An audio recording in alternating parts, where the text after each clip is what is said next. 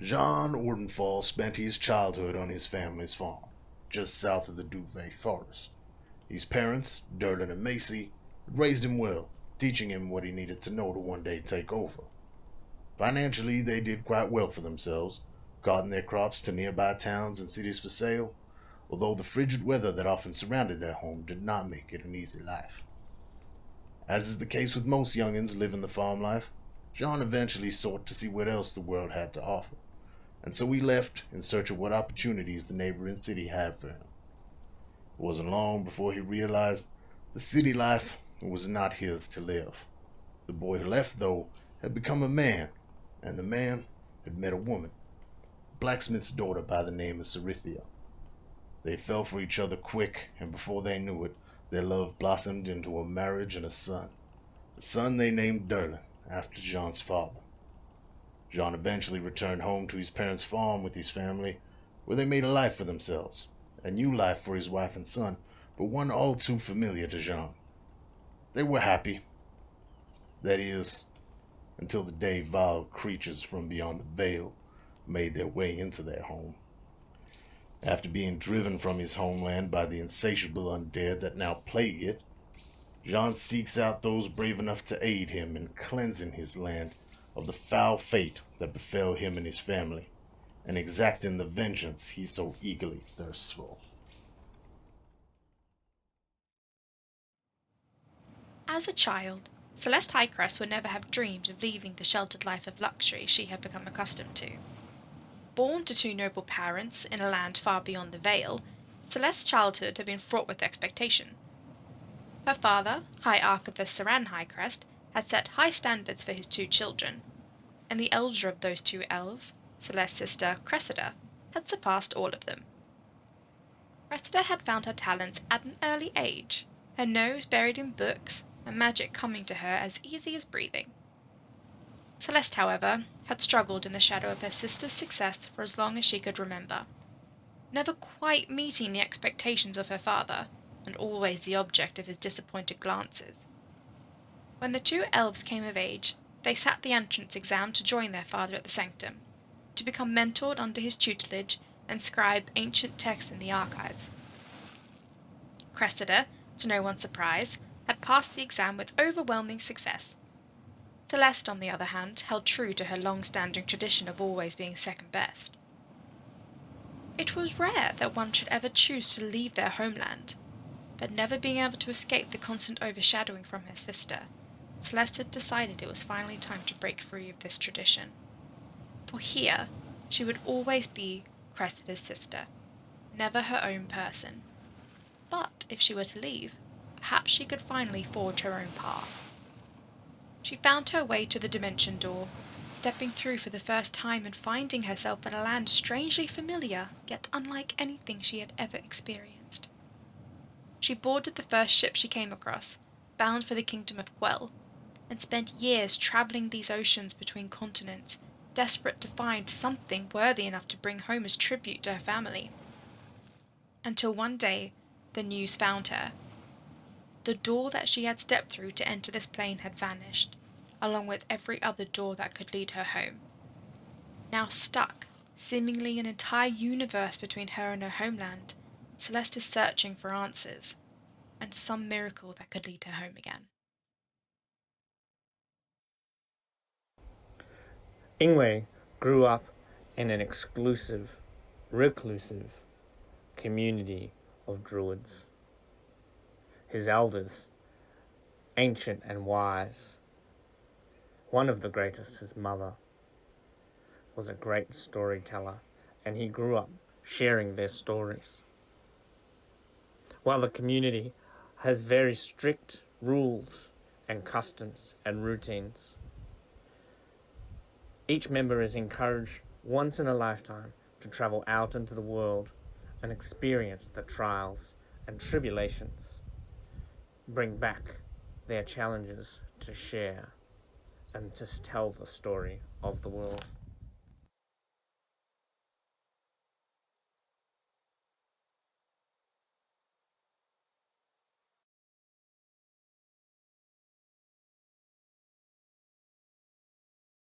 Ian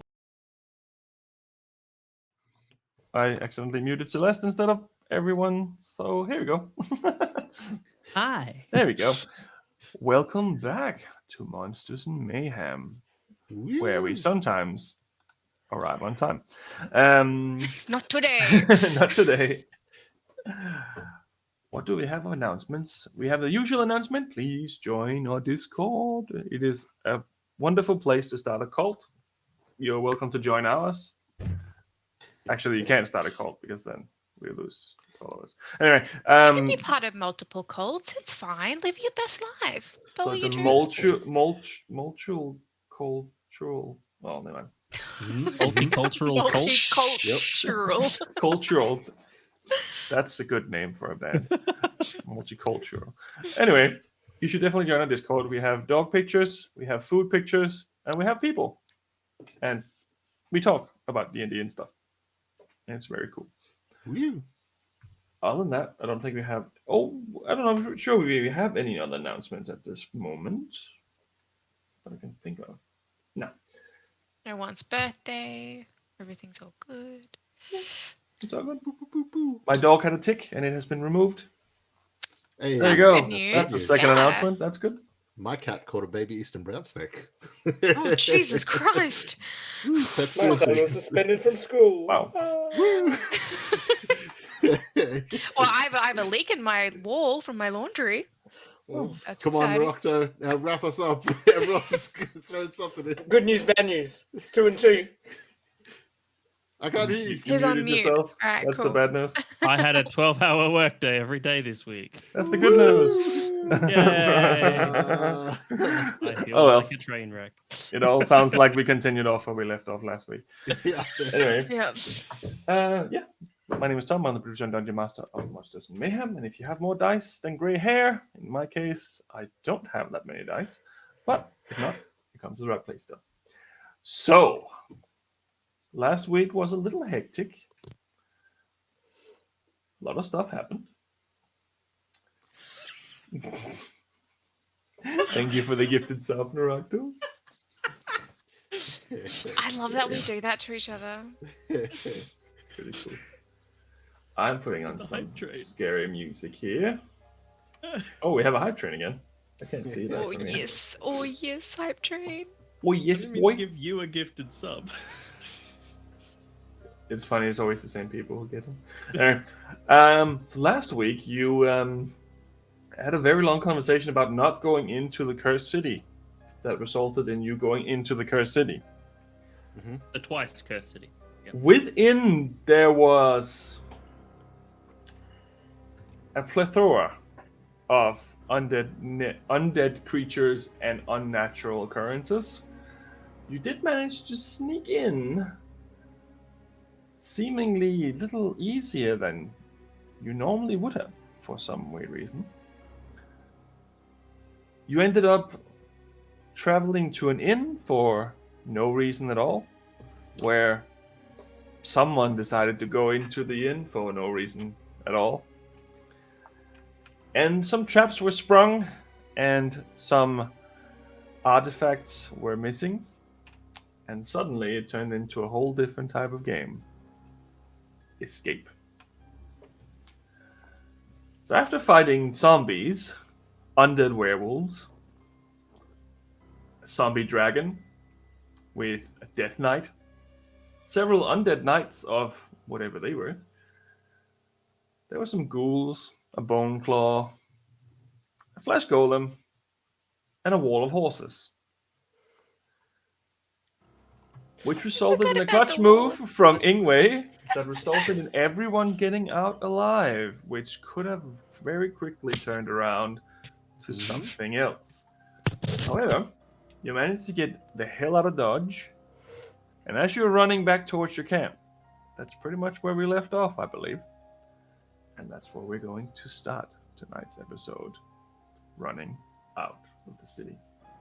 I feel like I need to chug like 12 cans of Red Bull to get me a character for this moment. Like, Yeah. It's up there. It's up there.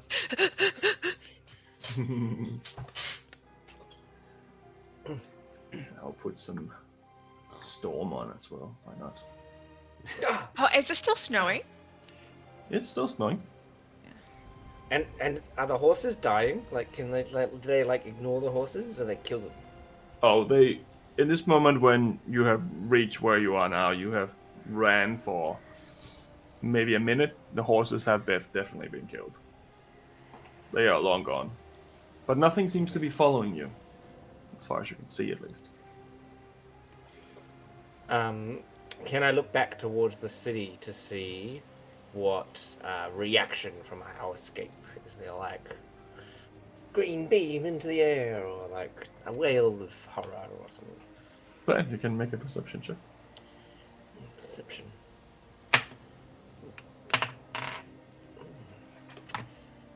Right, roll. 20. Doesn't seem to be much reaction, to be honest. It seems more like they're going back to their positions and going back to whatever they're doing. And you swear that you can see some of these ghoul-like creatures, which you didn't encounter in the fight, start stacking stones and putting houses together. We're getting paid for that. That's actually a really good idea for a business if you're like a necromancer. Just raise a bunch of dead people and get them to do manual labor. Yeah. Be a union against that stuff. Anyway. It's no unions here. What about the foxes? Are they all right? Are they still in the bag? So eventually you return back to your camp, and you do indeed find all the foxes in the bag, safe and sound. Celeste is just like wiping like blood from like her nose. It's like stumbling forward into camp. I knew that wasn't a good idea. Why did we go in the city? That did not work out how I thought it would. Well, how did you think it was going to work out, Jean? What was the expectation? Well, like most scouting missions, in and out. How the hell... Those things knew we were coming. That... They very clearly knew we were coming. But it was effective, right? Like, didn't we do the thing we wanted to do? I mean, ultimately, Did we we? learned that it's much worse in there than originally anticipated. There's far more intelligence than I thought there'd be. I may have accidentally set off a trap. Wasn't that entire city a trap? Well, you see, I went to hide behind the bar in the inn. Have some sort of cover in case anything went down, and there bottle of wine there. I went, drink. Grabbed it, and then this little puppet popped up, started cackling at me. And then, yep, and then we were running. Yeah. I put it back to see if that would fix it, but it didn't. The same thing happened to me with that bag, that pouch that was on the table that Mr. John asked me to pick up. The puppet came out and he cackled, and then I didn't put the thing. Where is that thing? That is a little more concerning, because that means that was booby-trapped. And that means that is even more intelligent. I thought they were just, setting up an ambush and waiting orders because they knew someone was coming in. But if they'd set up alarms, that means there's even more going on there. This some sort of intelligence, some sort of setup to trap anyone who goes in there, potentially. Yeah, so... Sorry, Ingwe. No, you going, Miss Celeste? I thought we had already established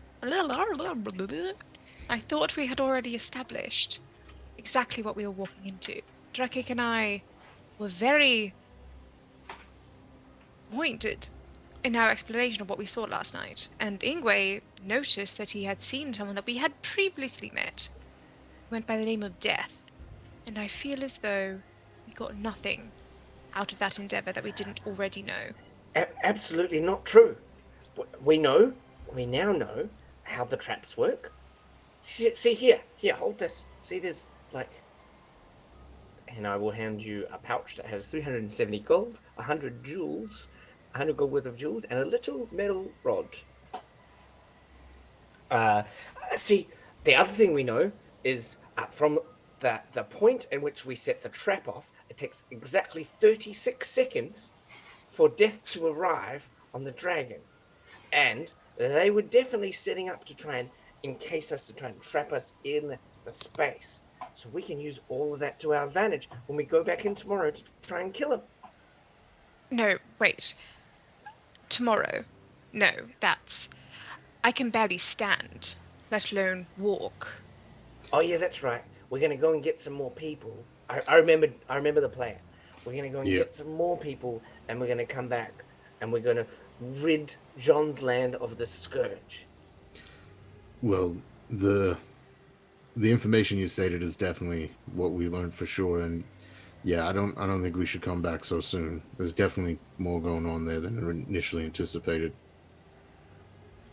What were you looking for downstairs, Jean? I was checking out the basement. You opened a wall down there. I found a lever. It seemed to open up some sort of door. You've never been there before. No. Just saw it, pulled in it, opened up, and everything went to shit. Maybe it was that triggered everything. Potentially.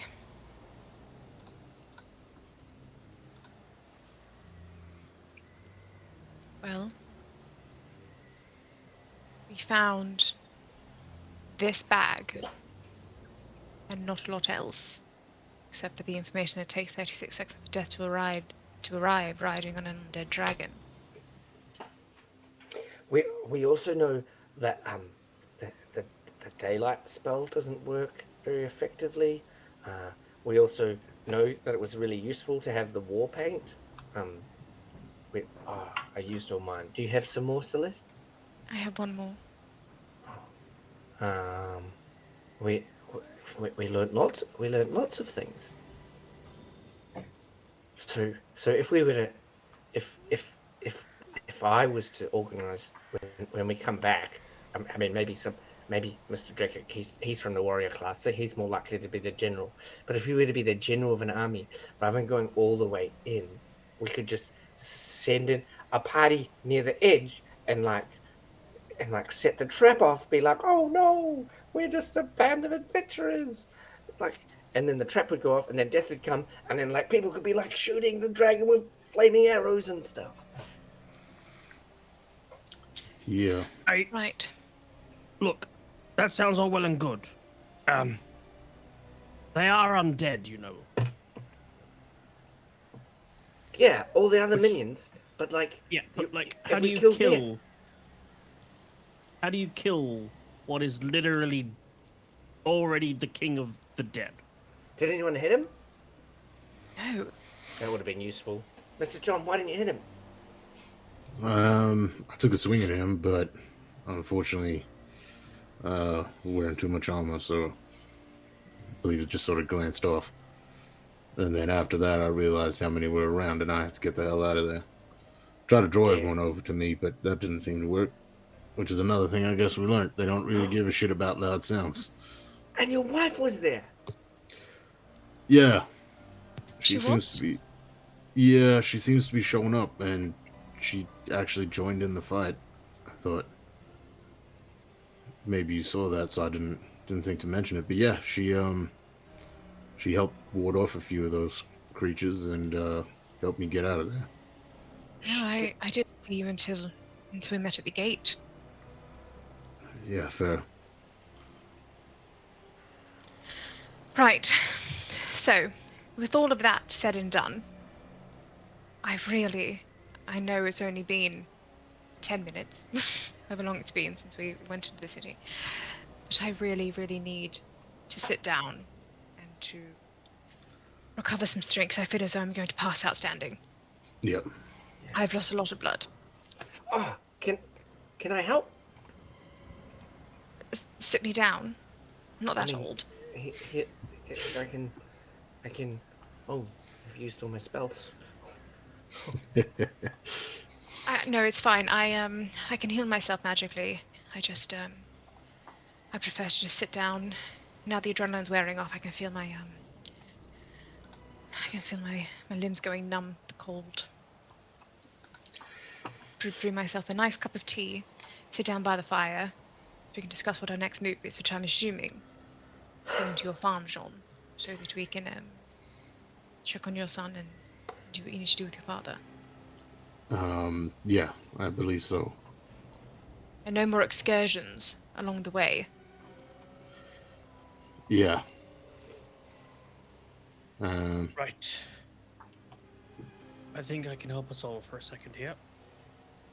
And I'm going to raise my hand, and a glowing light is going to emit from my hand and touch all three of you. As I think we missed the last part there, sorry. I'm going to cast Healing Beacon. Ooh. Healing bees. New spell. Healing Bees! Sting you for healing. Everyone gains 1d6 hit points every turn for a minute. As long as you're within 15 feet of me. Ooh. Nice. What, 1d6 for a minute? Do we roll it ourselves, or are you rolling it for us? You can roll it yourself. So how many is that? 6? 10. 60. And technically, yeah. Oh, shit. I don't get it, but you three do. Maybe you should get it, Mr. Dreckett. No, Can No, can you not heal yourself with that spell? not with this one, but with other ones I can. We're all good. 36 hit points. Shit. 36. Did you That just would be- max roll?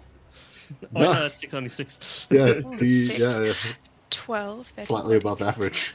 17, 18, 19, 20, 21, 22, 23, 24, 25, 26, 27, 28, 29, 30, 31, 32, 33, 34, 35, 36, 37, 38, 39, 40, 41, 42, 43. There you go. 43. I rolled 6s and 4s with the exception of 2 3s. Yeah, there you Very nice. I'm max, baby. go. That's a nice roll. Egway wanders off out of the aura because he didn't get hurt and goes to talk to the foxes. I healed more than my max is. In that case, he's gonna redirect it to himself for rolls. It's okay, I'm taking notes. It's okay. And I Holy roll shit. 6. 19 hit points for me. 19 hit points. It was 10d6, right? Yeah, but I just rolled 6 because Ingwe would have spent a little bit of time in that room before walking out. Oh, Trekik, wow, that was very powerful. I I feel feel like much I, better. yeah, Yeah. Let's I, go back um, now. I feel like I could, but yeah, definitely not. I can only do that once a day at the moment, I think. I can't do that too often. Oh, have you figured out some new magic? Oh wow, actually. I think I got inspired while we were running for our lives for a while there. Adrenaline is a great use of inspiration. There you go. I'm We dead. learned a new spell as well. Right? That's how that works? Nope. I'm gonna go find firewood. I'll be back in a bit. Slash is going to sit down and start brewing a pot of tea. Drekik is going to keep a very close eye on John to make sure he doesn't go back into the city for firewood. Make a Damn it. perception check. Oh, everyone's 8 plus I 10, know. 18. I promised when I was going to go see Vartex that I'd let you all know. I'm just going to go and introduce him to the foxes. Okay, bye. Ingwe. You just can't help some people. Right. Let us start with Sean. Yeah, Jean's very nice and simple. Just was really looking for firewood, and he's gonna check on the body of his father, just make sure that's okay, and then collect that up and bring that back to camp. It's pretty much where you left it. There's no issue there. Since Sweet. you reanimated or walked away or anything like that. Yeah. Okay. So that's Sean and Celeste. Just making some tea. Right. I can up heat if you want, but Sure. 3.5 if you- minutes I can. What kind of That's what tea, we though? do here. Like, it's just. Earl Yeah, Grey with no. some honey and lemon. Like that expanding Melt some text thing. snow. I made tea. I made a warm cup of tea. I made it. Yeah. Fair. You don't have to roll, Drekik. You can see what he is doing. It doesn't seem to be inferior or secret in any way. Seems to be pretty well known. And what about you, Ingway? So I'm going to cast Speak with Animals, and I'm going to speak to the fox mum. Okay. What do you want to say? I'm a little bit worried about you and your cubs, but if you want to travel with us, I want to introduce you to a friend. Okay. Okay. Can I take them? You come. You walk with me. Here. Right. And then I'll open the portal. Okay. So you open the door to Vartex's land, and you walk in with a cub. Walk in with the cubs and the mum. Yeah. 4 cubs and the mum. 5 creatures altogether. Yes. Yes. Right. Yeah. Hey, Vartex! How's it going? Hello there. As you enter, you can see that he's sitting in front of what looks like a makeup table that he has somehow conjured in there, and seems to be looking at himself in the mirror. The rest of the room looks pretty similar to what it was before. Nothing out of the ordinary, except for, like, you obviously have that giant painting that he has done and those weird dolls. But other than that, there's not really anything that strikes you as different, except for this little makeup table. Just as a note, as we go, and I'm going to try and control the space. And Yeah, fail. you can't. Yeah, that's right. But that'll be part of my going in routine. Right. Mr. Vartex, I feel really bad about the other day, getting the wrong end of the stick and stuff. Well, you didn't get the wrong end of the stick, isn't that the whole problem? I don't get it. Anyway, Right. Don't worry. well, I've brought you some. I brought you some friends to hang with you if you have them. I thought you would be particularly interested. This young. Do you speak fox? Yeah, I mean, I can speak with most animals if I want to. Wow, she's really lovely. But she was living in this Twicecoat city that we went in, and we had a big fight with death. Anyway, I'm not supposed to tell you too much. But anyway, I think you would be particularly interested. Actually, one question: if I leave living, you're living, but you're like not living. If I leave the foxes in here, can you keep them alive? Yes, that shouldn't be a problem if you want to leave them in here. Can you feed them and stuff? Because hey, check this way. And I will use non-verbal communication to check with the mother about pulling a cub out. She's okay with it. She trusts you. And then I'll pull out the blue cub. Oh, I haven't seen one of those in a while. That's interesting. Look, it's all right. It's all right, little fella. They're not talking yet, right? Because their eyes are closed and stuff. So Yeah, not really. Like they're little kittens at this point, really. Yeah, look, it's amazing. It's a different color. This one's a very special one. I haven't seen one of those in probably 1,000 years. But I haven't gone looking either. So. Yeah. Well, anyway, I tried to make them a home when I came in, but I forgot this is your place to control. Can you Well, make them a home that they can go? I can probably do that. And starts creating, like, you can see him and he's weaving things between his fingers. It's almost like when you have one of those, what do you call it, like where you weave strings together. I don't know what they call. And he starts actually just creating the box, and then it makes it bigger and puts a little pillow in it, and then they have a little home. And then I'm going to try to cast a spell. Can I cast magic in here? You can try. I want to try and cast Conjure Woodland Beings. But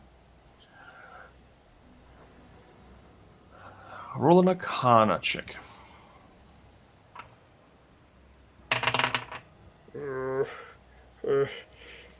13. It seems to work. And I just want to like summon some pixies to play with the foxes and excite them and make them float up in the air and turn invisible and generally just hang in a pleasant, jovial way. Let me just look something up, because that is actually quite interesting. You broke the DM. You broke my notes. Let me just read these notes that I have not had. Yep, cool, okay. As you do, they immediately start hissing at Vartex and staying away from him. They almost look like they almost look enraged. Just by how does he react to them? He just looks very surprised that you summoned some pixies, and then he pretends like he doesn't see and just sits down and watches himself in the mirror, checking for gray hair. But they'll still play with the animals? Yes, but it looks more like they're guarding them now than they are playing with them. Wow, that's fascinating. I'm going to leave them with concentration up to an hour, so I'm going to leave them. I'm going to spend an hour in here, let the pixies play with the foxes, and I'm going to sit down next to Vartex and just say, I'm sorry about the friends I invited. I mean, they don't seem to like you very much. Well, I was a bit of a troubled youth when I was younger, and obviously I've done some wrong things here and there, so I understand they might not necessarily like me. You're really good at making people not like you. Oh, it's hard not to when you live as long as I have. Well, I know lots of people that lived as long as you have, and I don't have as many in it. Maybe they do. Actually, maybe they just kept them secret from me. Sure. Maybe. Not everyone tells you the truth, obviously. But I do good things too. I do good things all the time. Well, I always tell you the truth. I know. So I was wondering, why don't you just do that? I just invited the pixies to come and hang with the foxes, and they came. How come you can't go back like that? Oh, I don't have skills in that field per se. I have some tricks, obviously, but it's not been my interest to go that route. But how come? But like, you want to go home, right? Yes. If I figure out how to just send you home, do you want me to do it? I mean, without breaking the gates? I guess that would be very nice, but wouldn't that also mean you've broken the deal then? That's why I'm having this. Well, the idea was that both me and Celeste wanted something out of it, and that's why we made this deal, because then she can go home too. Yeah, well, if it works on you, it'll work on her. It's the same place, isn't it? I guess. But she would never be able to return again, though, if she wanted to. Because the gates weren't broken. Can we? Could you break them from the other side? Is there people on the other side trying to break them? So here's the thing: there's no gates on the other side. There's only gates on this side. So someone here has to break them. It doesn't. There's nothing on the other side that stops you from going anywhere. But if those things weren't there, you would be able to travel back and forth. But now that they are there, you're unable to go from there to here or here to there. It blocks you both ways. Oh yeah. But there's nothing on the other side preventing it. There's nothing that can stop, nothing you can destroy. It's only on this side. Wow. All the fascinating. little humans live. Interesting story we're going to have to tell. Wow. Okay, so I can't, even if I figure out how to invite you to go back, I can't, because that'll be breaking the deal, even if I send Miss Celeste, because the deal is that we're going to break the thing, and that's binding. Okay. Well, I mean, I don't mind if you send me back. That's perfectly fine with me. I don't care too much about Celeste. I care about you anyway. I don't really know the others that well. It's an interesting puzzle, isn't it? Are you still interested by the puzzle of magic? No. I'm way beyond the puzzle of magic right now. Wow. Okay. Well, I'm sorry, I didn't mean to offend you when I turned down your proposal the other night. I'm still very much in love with someone, and even after all these years, it's hard for me to think of someone else. hey, tell me about them. Her name is Mara, and let's just say that we used to get up to a lot of foolery together. Oh, But it's a long time ago now. Oh yeah, and is she back in the? Is that why you want to go back? No, she's long gone, unfortunately. She perished a long time ago. Oh, that's sad. That's maybe we could talk anyway. Thanks. You're a good friend, Vartex. I really appreciate these little chats we have. Of course. Just be careful next time you try to sneak in somewhere. I can't always be there to take care of you. Well, I always carry you with me. I know. I wonder. But I sleep sometimes. Okay. Miss Celeste, she doesn't trust you very much, but that makes sense. I understand it from her perspective too. I'm not a very nice guy. But I can't blame her for feeling like that. I think it was a pretty smart move to make her in control of you getting released, because otherwise I'd be like, "Come and help us, kill death, Mr. Vartex."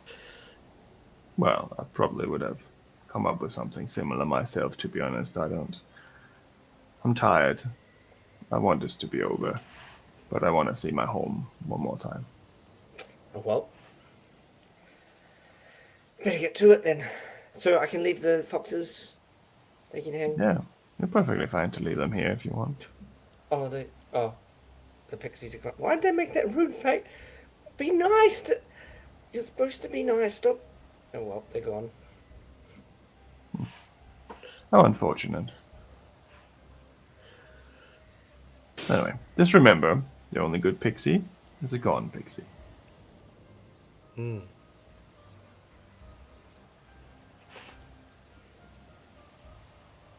And then I'm gonna go back out. Right. Close this back up. So you've probably been in there for like 10, 20 minutes or something, I think. Oh no, I would have stayed for an hour. I would have Okay. gone for the full. Cool. Because the pixie spell is an hour. Right. I would have let the. That's probably every time I go. I think I'll stay for an hour to build Okay. rapport with the foxes and Cool. Right. not have to roleplay it. But yeah. So what have the three of you been doing in an hour? Great question. So Celeste will drink her tea, wait for someone to come and stoke the fire while she sits there, Wait for Jean to come with his firewood. She'll press the digitation of the fire under the firewood so that it's all dry and dries out nicely. Thank you. Welcome. So what's the plan, Jean? Good question. I'm thinking next move is just swing past where my son was held up, see how he's doing, and from there head to Might Harbor, I guess. I think the path we had might cut through Loch Sebel, if I remember right, looking at the map, but otherwise, yeah. Short version of it.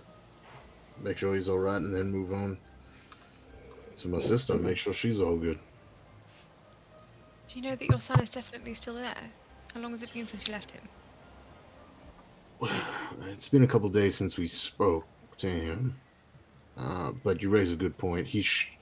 I told him he should stay there and he should only leave if he was heading to an old friend of mine, but I mean, when we spoke to him last, it seemed like he was there.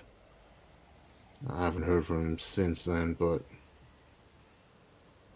I know you're pretty tapped, but maybe tomorrow, if you wouldn't mind, just we can get a confirmation, make sure he's definitely there. We're not heading in for nothing. Oh, I can talk to him now if you'd like. Are you sure? Yes. Drekik really put some life back into me. All right, if you're all right with it, yeah, and just make sure that he's still held up in that same little spot. Right. Remind me, what does he look like again? Just so I can put an image in my head. Sort of scruffy hair, 16, a few freckles, but he's starting to grow out of them. I guess kind of like a younger version of me and his mom, in a way. I can work with that. I will cast Ascending to Derlin. Right. What are you saying? Derlin. It's Celeste again, your father's friend. We're coming to visit. Hope you're still there. Where Jean left you, I mean. Should be there in... I don't know how many days. X number of days? Probably doing the next night, actually. It's not that far off. Should be there tomorrow? Oh, hey, yeah. Okay. Yeah, I'm still here. I'm still where he left me. He's probably going to have a shock when he sees the farm, but whatever.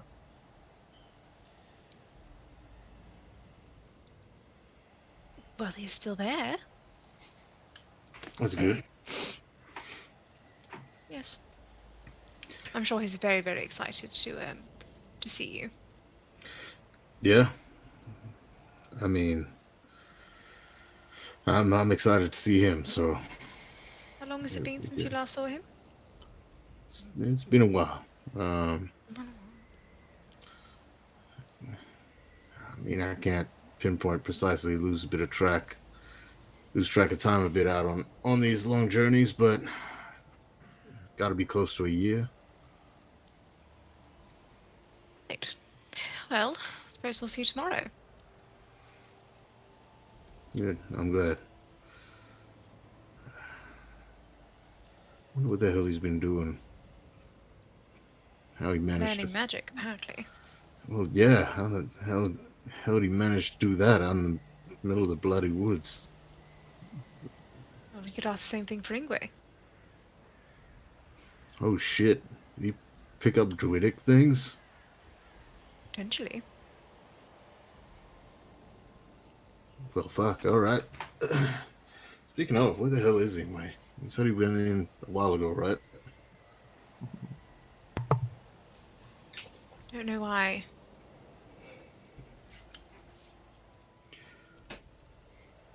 Being in close proximity to him for extended periods of time is not good for one's health. Yeah, no, that's fair. be Do you fair, think no I should- offense to us. I think that's the case with most of us. Go in and see if he's all right. No, Right. come out when he's ready.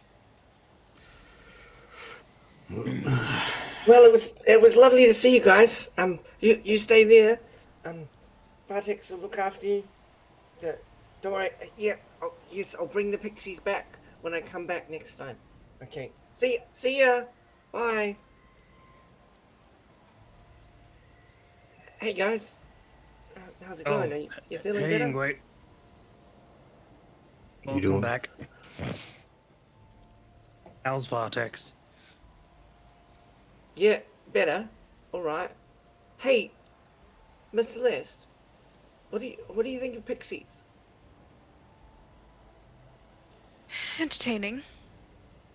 They weren't fans of Mr. Vartex. Tell you what. Doesn't surprise me. I What's think you'll find that there aren't many creatures who are fond of beings like Vartex. Oh, really? Yes. What's a pixie and why were you encountering one? I asked them to come and hang with the foxes. They're like really teeny little Sprites. sprites. Yeah. Right.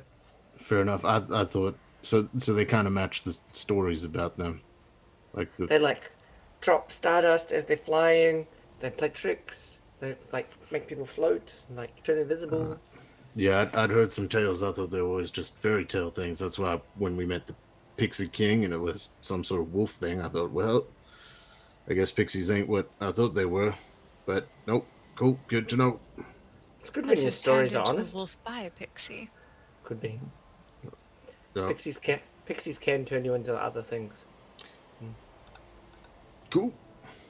If you want, Mr. John, I can turn you into like I can turn you into something tomorrow. Nope. No? Oh, okay. Appreciate the offer, but nope. I'm happy being a good old me Just for an hour, we could go for a run together. for an hour. Yeah. Like we could, like be wolves together. I get a whole pile of wolves. No, I can't do that at the same time. But you and I could be wolves and we could run. So much fun in running as a wolf. I'll think about it. Flying? I haven't figured out how to fly yet. But you could fly. That'd be cool. How can you change others into things you can't? Well, I can't right now, but when I was running, and I got stabbed in the back, it just made me realize my face was like in the mud, and I saw a leaf, and then the spinels on the leaf, the way they were like shown, just reminded me of the spell that I could do back home, and I could see how the leaf in the mud was slightly different than the leaf back home, and then it made sense. And now I'm pretty sure I can do it tomorrow, maybe. Did Vodtex give you something funky to smoke in there? No, but that's a good idea. All right, just you shaking have leaves some? and I muds should- and spells. Take him something. I offended him the other day, but I'd like to be able to take him something funky to smoke. Do you have some? No, I don't have anything. Perhaps Sean's son will. Good idea. Leave a teenager alone in the woods for a year. Who knows what they'll start growing? Weirdly, I wouldn't be surprised. What's the time currently, DM? I think you waited until it was night to go in because it was the logical thing. No. to do. No, it was like crack of dawn, I think. Right. Well, I mean, you haven't been in there for very long. It's probably around 11 in the morning then. Let's go from this cursed city. Yeah, do you want to start walking now? Yeah, sure. Just Maybe I didn't know like- your new arm could crack like that. Yeah, no, I think that was my back. I think I just used the arm as leverage. Can we? I know that you've cooked some food. Could we take, another hour or so just to rest and eat and I know that I pretended like I didn't get hurt, but that was a lot of stuff happened in that yesterday. Yeah. Yeah, I can spend a little time, make us some stuff to eat, which we can take on the road with us, and sort of lunch, take advantage of the fire. Pack up the tent and stuff. Yeah, good idea. Sure.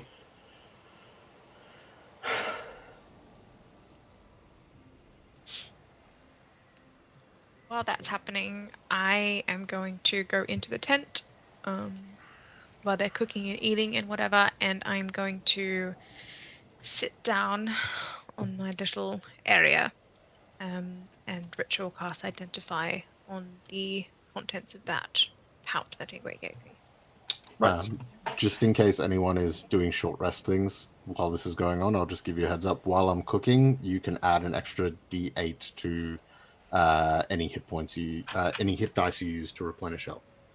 Oh, Chef. Woo. So the money is not magical, Damn it. except for one coin, Oh, cool. which is a coin of luck.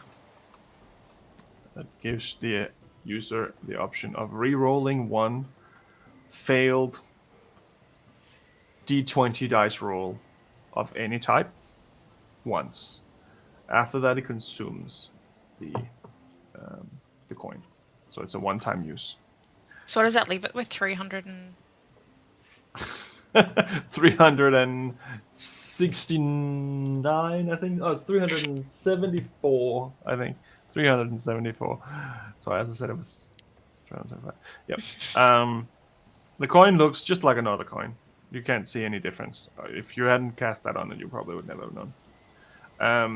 The jewels aren't magical in any way. They're just worth some money. The little rod is a tuning rod, tuned to the elemental plane of fire. Oh.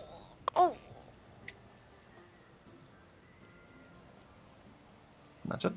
Tuning rod to a fireplace. are we doing the divide by 5 thing when we split money? Or we just divided by 4? 5, No. I think. Because we have Who- party funds, I'm pretty sure. Who's looking after the party funds? I believe it's me because I have 650 gold as a item in my inventory. Great.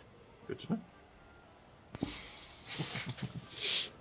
So I think it's me, but if not, I just have a random... No, that's fair. I Yeah, like so doing you- those sorts of things, but I figured John would never carry money like that, so yeah. You also have a tendency to find money randomly. So Yeah. It's the pixies, Sean. It's the pixies. It's that that's big my thing. suck today.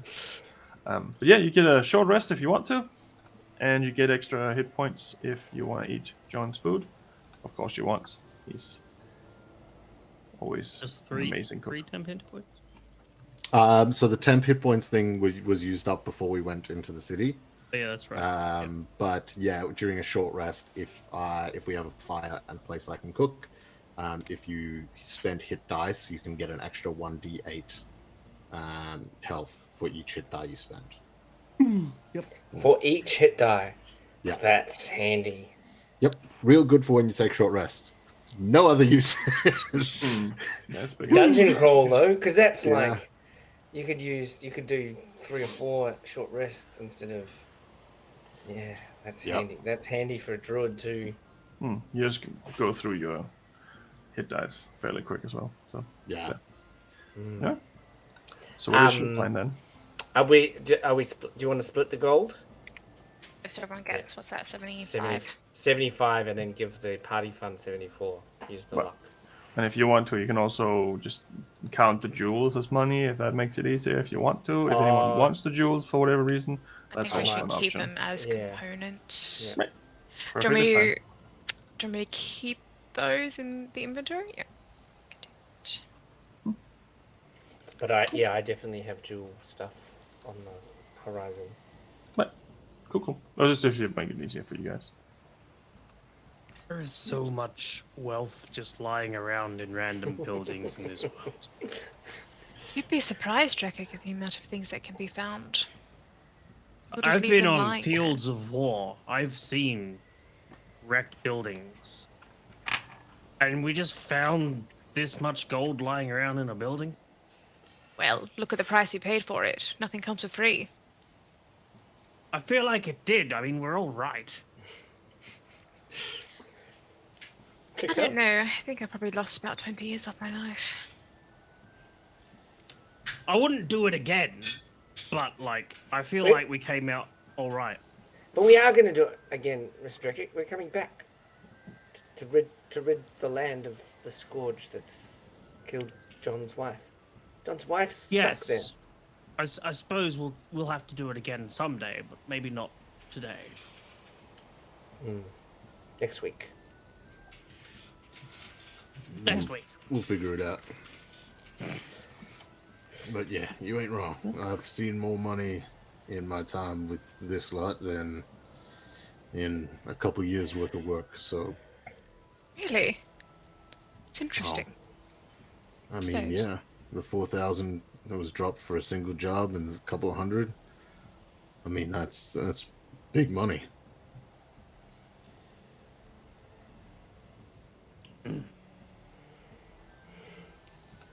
Suppose. Well, either way, I found something interesting. What was the rod? Oh, the rod. I don't know how useful this will be. She kind of open her bag. Pull it out. It's a tuning rod. so that'd be useful for you, right? Because you got instruments. It could be. Or if we ever get, we want to go on an excursion to somewhere rather hot, we could also potentially use this to get there. I don't like the heat. It's, Like change planes. Wouldn't that be blocked by the gate thingy? no, it's only stopping us from getting back home. To my. Oh no. No, it blocks everything. Oh no, it blocks everything. Sorry. Odd. No. I always. So, I'm getting a message. Drekik, wash your hands before supper. Yes, Stormlord. In the snow. So, Mr. John, so this thing, right? It's like, if you wanted to go home, and there's, those rock things on the way we keep walking past, and you explained that they were like markers that told you which way to go for like villages and stuff. Sure. Well, this is like one of those, except for going to different homes that are like different planes. Yep. I Right. think So, Yep.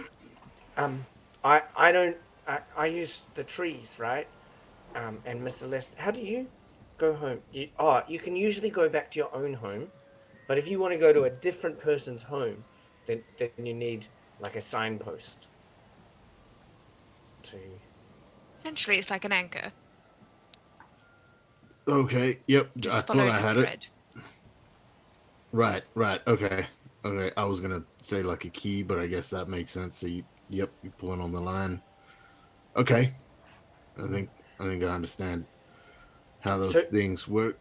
So to someone like you, this is a useless like little rod. But if we ever meet like a like a being of fire that's looking to get its way home, then we could be like, hey, we know the way, and we're gonna smash the gate so you can go home. Don't burn us to death. And they'll be like, yeah, cool. What if we ever need to go there? If we want to go to the plane of, I would like to go. Anyway, we have that, and she'll kind of gingerly like pluck it out of Ingwe's. Tuck it into a bag of holding. I also, and she'll flick the coin up and hold it, found this rather interesting. Coin. It was in amongst the rest of them. Don't know if anyone wants it. It is a coin that allows you to kind of bend the fabric of space and time in a way. If you do something, if you trip and fall off the edge of a cliff, Sean, like you did that one time, you toss the coin up into the air and then catch it. It'll allow you, kind of put you back to the beginning and let you try again. So I gotta. Hard falling off a cliff. I was gonna say, falling off a cliff. You gotta catch it. You don't have to catch it. Oh. It's called the coin of nope. Nope. Interesting. So in a matter, in a life or death situation, could you use it for death saves? Oh no, wait, could you? You roll a d20. Any d20 roll. Oh yeah. In a life or death situation, it could come in rather handy. Just remember, I rolled the death saves though, so you wouldn't necessarily know. I'm gonna use it. I saw raise an eyebrow. Do it again. Roll it. Yeah.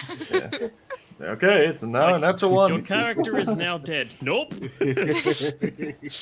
Definitely, even more dead now. That's the one time it's suddenly natural one. Yeah. Yep. I mean, I guess you can gamble and say, I want to use that for this. If you don't believe that you're doing well. Yeah. I mean, it seems useful, but who needs luck? Like, who needs the most luck here, I guess? What about if We're we were just gonna using the point straight at John. Dreamweaver? Oh yeah, I'm like looking at Jean, just like. What about What about if I was Understood. to use the Dreamweaver again? And, Nope. And I needed. Nope. Nope. Silly Yep. idea. I know. We don't even have it anyways. No, it's currently being shipped to opposite ends of the continent, I should hope.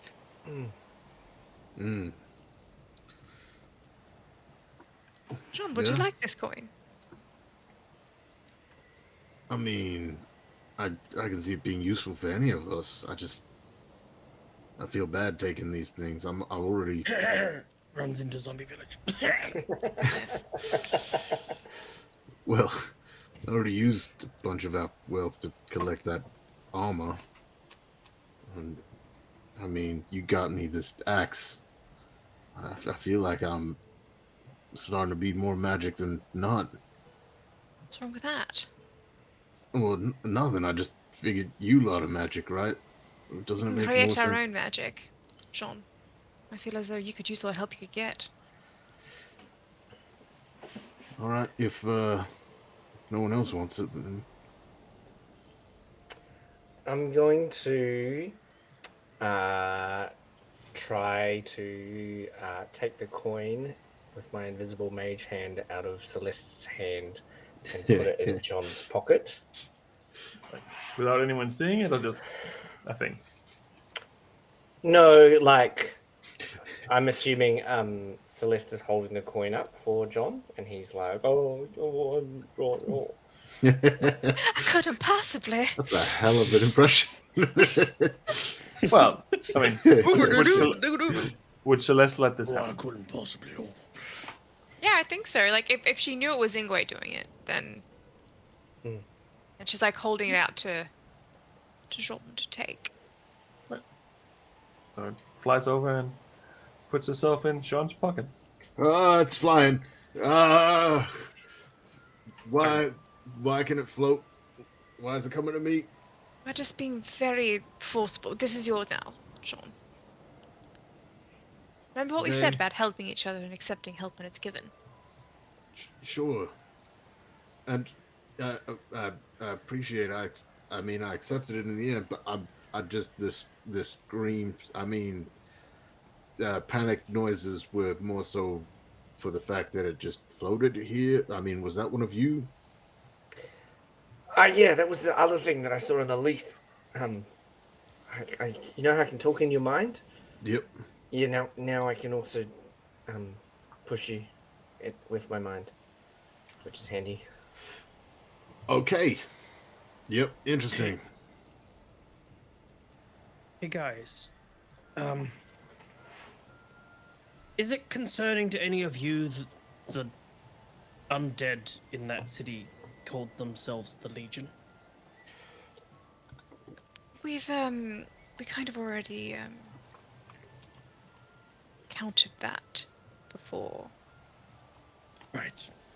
I think, unless I'm making that up. The Black Nope. Legion. Yeah. Yeah. You remember? You have a Right, book with it. well, You also have encountered death before, who definitely said that. So, Mr. Drickett, yes, we are very concerned, but not surprised. Right. Okay. Just tattoo vision comes to mind when I heard that. What happened in your vision? Oh, there was mention of the Black Legion. Yeah. there you go. Seems that place is in more than one of our fates. I have a sneaking suspicion that that big green thing I saw was like one of those gate things we're supposed to smash. Oh. Cool. Oh. You want to check next time you're with Vortex and ask what those things look like? So maybe we can confirm that? I know what it looks Before like. we have to go back in.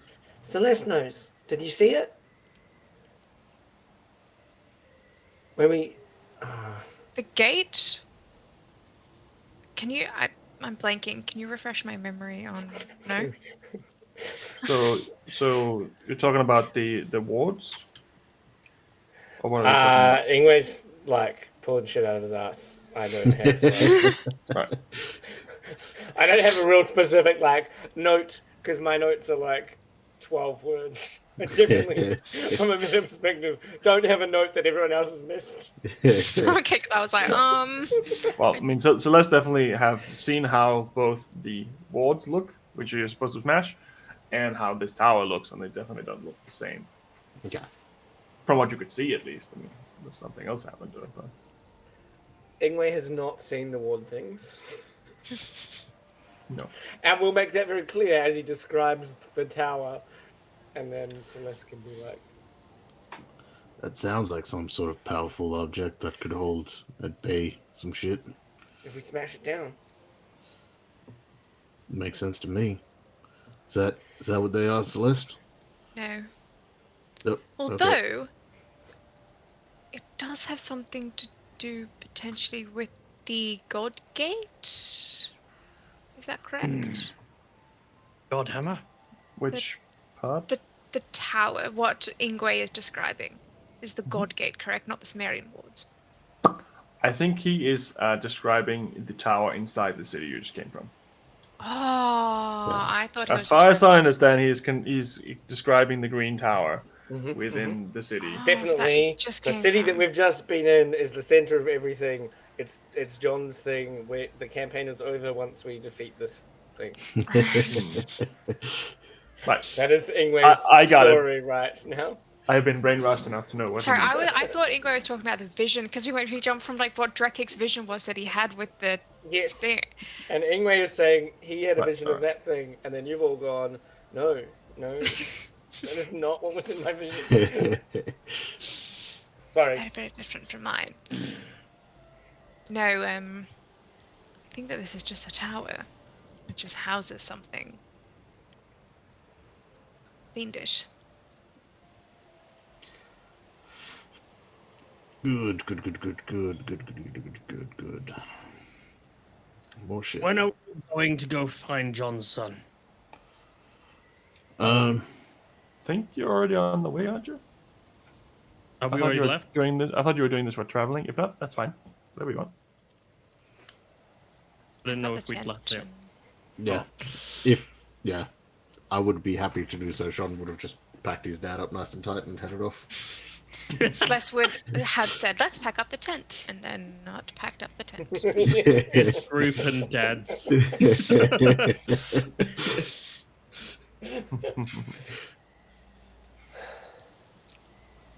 let's head off. Wish we'd kept those horses. Yeah. Well, we'll get our cart back once we get back to my sis. I believe what's his name? Jonas put them aside in the stable. He was looking after them, so hopefully at least one of them should be there. Right, let's head off. Follow me. Dodging through the snow. Well, it is starting to snow. It is starting to snow a little bit more than before. Still, it's staying. It's starting to become more like a snow-covered region. You see mostly to the once you're heading in that direction away from the grabboard, you see that most of whatever is on your left side, it's getting white. Whatever's on your right side stays greenish, mostly, but still kind of slowly peeking through. You are the third day of the first winter month as well, so it is getting slowly increasing in weather. It's absolutely freezing. Risk. I can't feel my toes. Rick is gonna bend down and pick up a pile of fresh snow and throw it at Ingwe's head.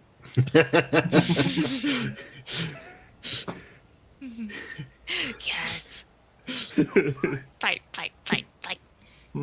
Battle to the death. This is what we used to do as kids back home. Yup. Ingwe's gonna try and dodge the pile of the snow and fall flat on his face. And then a ball of snow is going to gather itself behind Drekig. And Ingwe is going to stand up and he's going to say, I'm confused, Drekig. What is... Smash in the back of my head. And What was that? And it's going to shove you. Like, stronger than he expected. Stronger than... Ingwe didn't try and hurt you, but, like... Just gonna face palm into the dirt. Like a DC 16 strength check or you get smashed into the ground. Ooh, I got 17. Yes. Hits you in the back of the head and you stand there stoically. Oh, okay. That was a good one. Ah!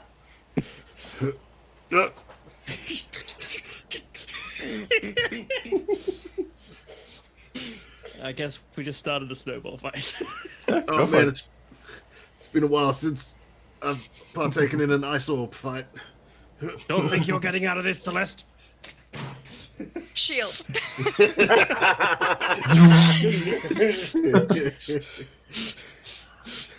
Arcane snowballs everywhere. Sean's gonna give it a go with these crystal arm and see if that does anything different. Yeah. Going for Bowl of crystal fights. Drekig. Oh, gosh. You're ganging up on me. Stop it.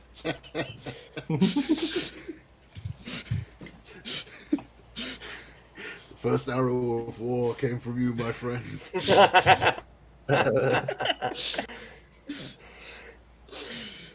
Very well. Oh gosh. Are we quite finished? Yes. Last one. Which obviously goes to Celeste for saying that. Well, as you travel, nothing out of the ordinary happens, and eventually it becomes, well, I mean, other than that out of the ordinary, and eventually it becomes time again to bed down for the night. You're almost there, and you'll probably arrive next morning around 10ish. But for now, at least, it's time to go to bed. Do you want to have any guards? Do you want to just sleep? What Yeah, are you we'll definitely be watching. Celeste will take probably the first two. Right. I'll take the next one. I'm happy for the morning. I gotta get up to cook anyway, so. I'll keep watch while you're cooking, Mr. John. So head off to bed early. Very well. Okay. So roll a perception check for those of you doing the first watch. Oh, pretty good. 19. Oh. 19! Yay! Nothing seems to really catch your attention for the majority of the time. It seems peaceful for once.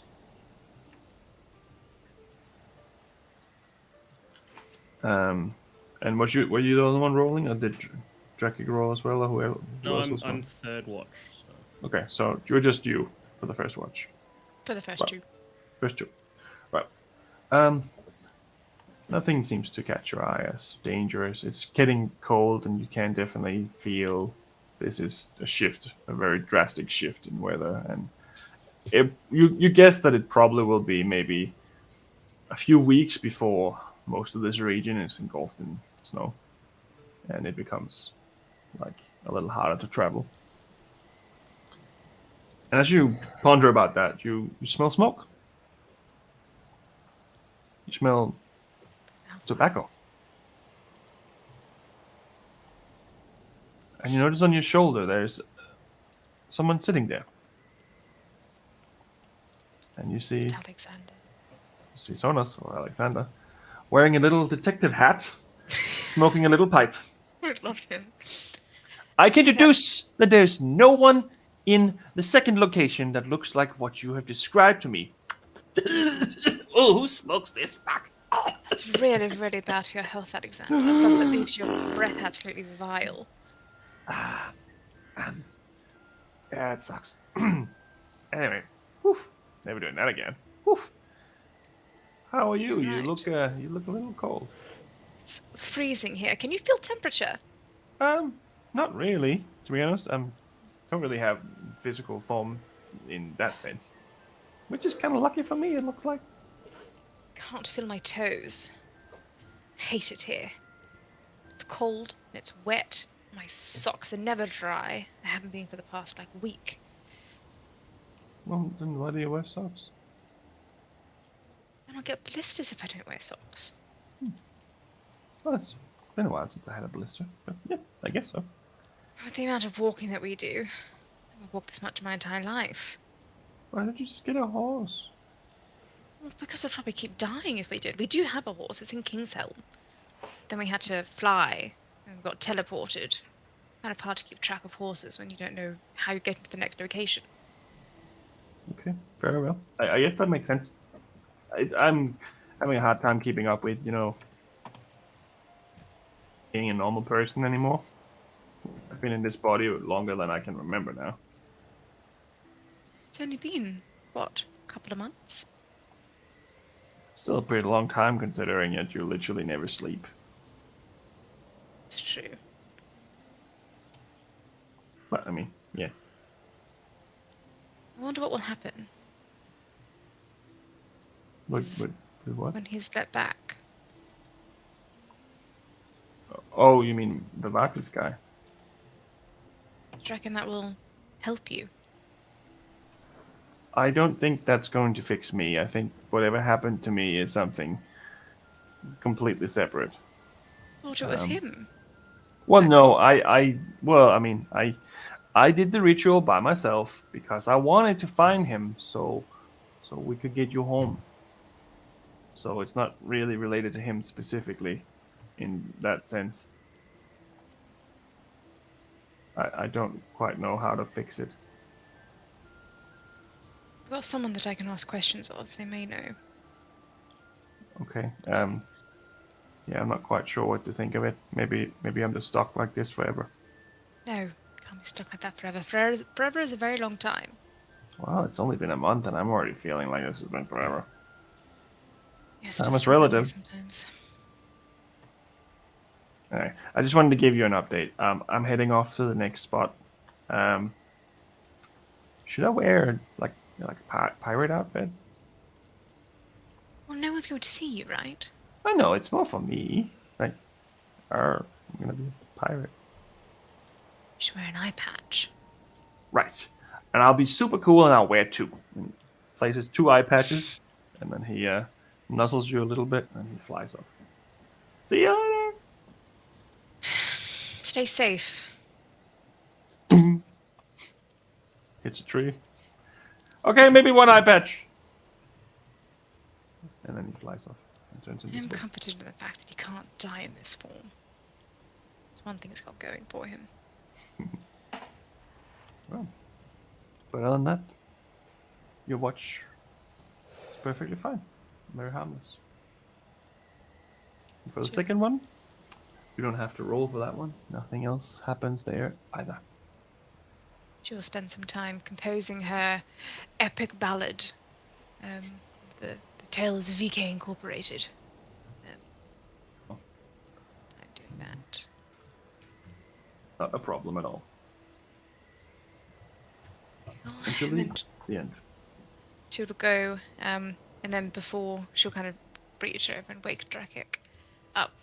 And then as he's getting up, she's going to put her hands down on her sleeping area and just stand there for like 10 minutes, just casting prestidigitation to make it all warm, like a electric blanket, and then climb into it. Right. Go to sleep. Fair enough. Fair enough. All right. Why is there smoke? The smell of faint tobacco in the air. Right. Make a perception check as well, Mr. Drake. Dirty 20. Dirty 20. Seems peaceful. It's a little hot at the moment, but I'm sure you'll get used to it. Call this winter. This is like nothing. This is not winter. It's grass. It's definitely a bit of a weird period where it's, yeah. At one point, you doze off.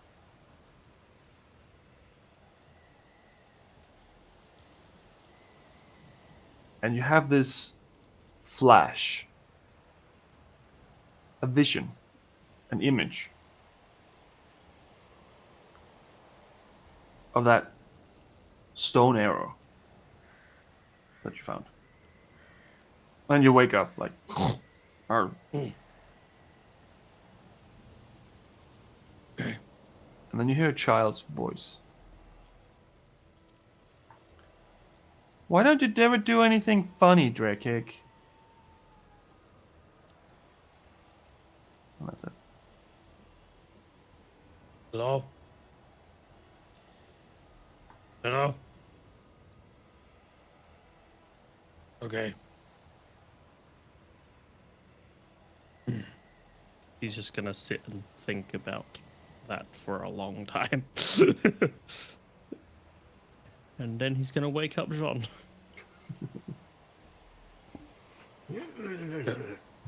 Your turn.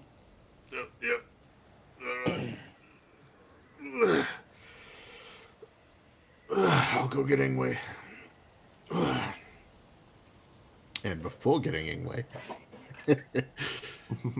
Sean's just going to walk outside to do some stretches. And take a little wander as he sees Dreki get into bed.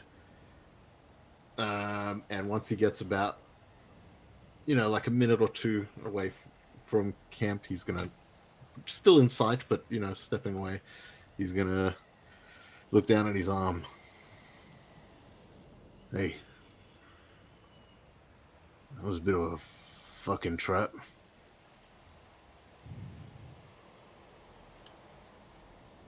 Yo, Billy. No response. Fuck. If you can hear me, when you figure out what the next step in your plan is, let me know. The more time I got to prepare, the better I can go about this shit. Fucking son of a bitch. Stupid fucking deals. Ingwe! Nope, that was a bit loud. Sorry. Don't mean to wake the others. Ingwe. John, I'm trying to sleep. Yep, sorry. Inside, I use my inside voice. Alright, let's go have a look, make sure everything's alright.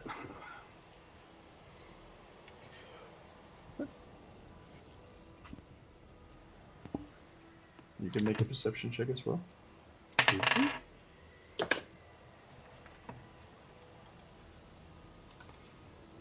17. Whew. 17. Natural 6 for a 12. It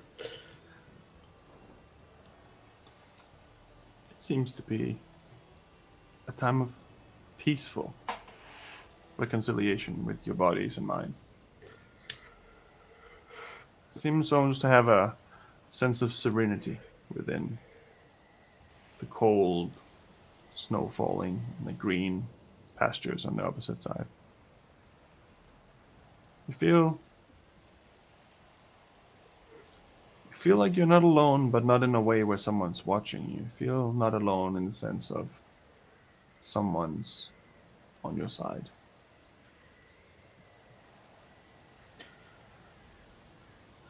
Shit. Getting close to my house. I hope it's held up alright.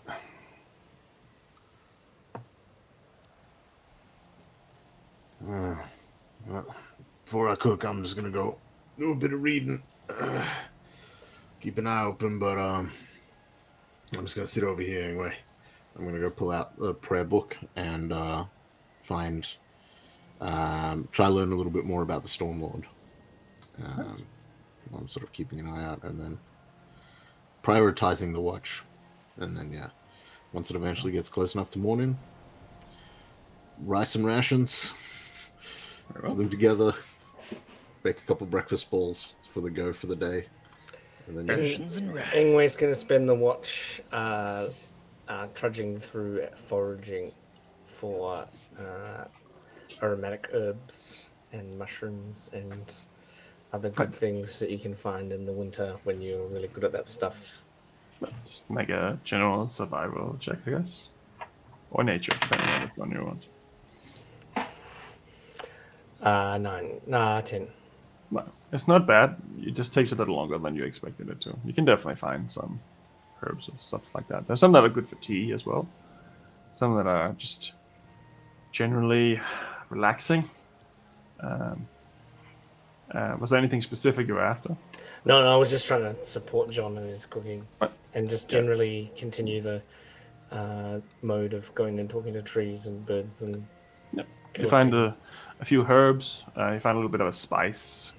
Like you can find certain spice in nature, and mushrooms and such like that. Yeah, not a problem. Definitely. And what did you say, Sean? What did I say for my perception? So what were you doing? Sorry. Oh, I was gonna, after doing a bit of a read, I was gonna start prepping food. Right.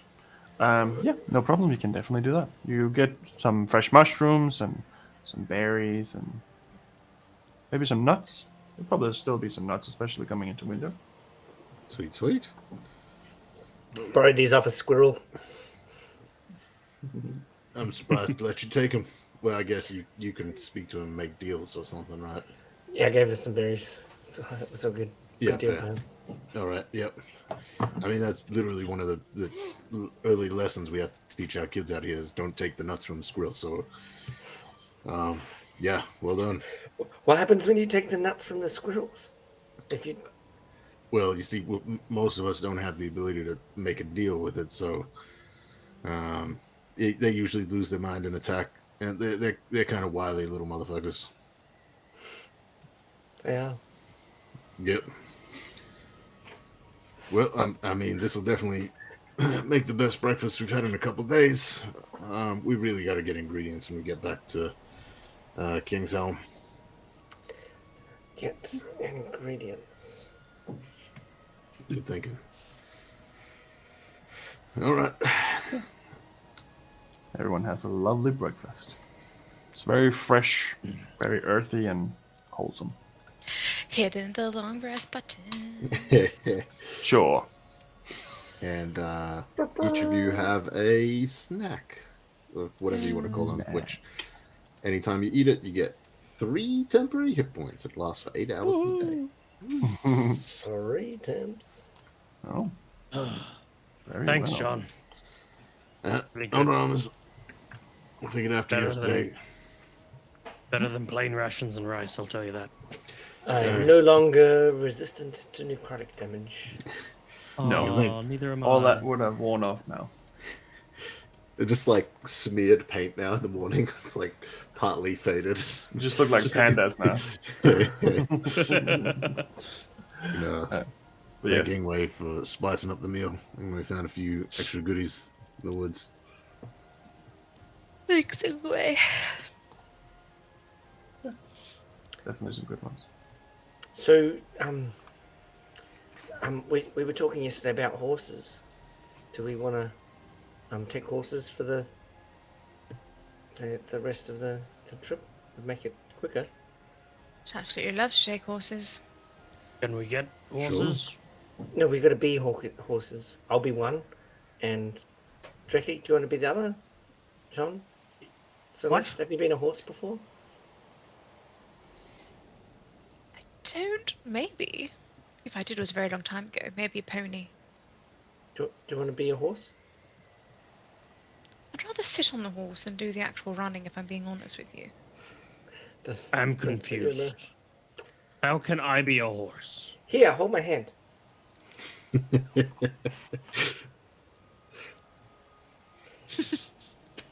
Do you attempt to say?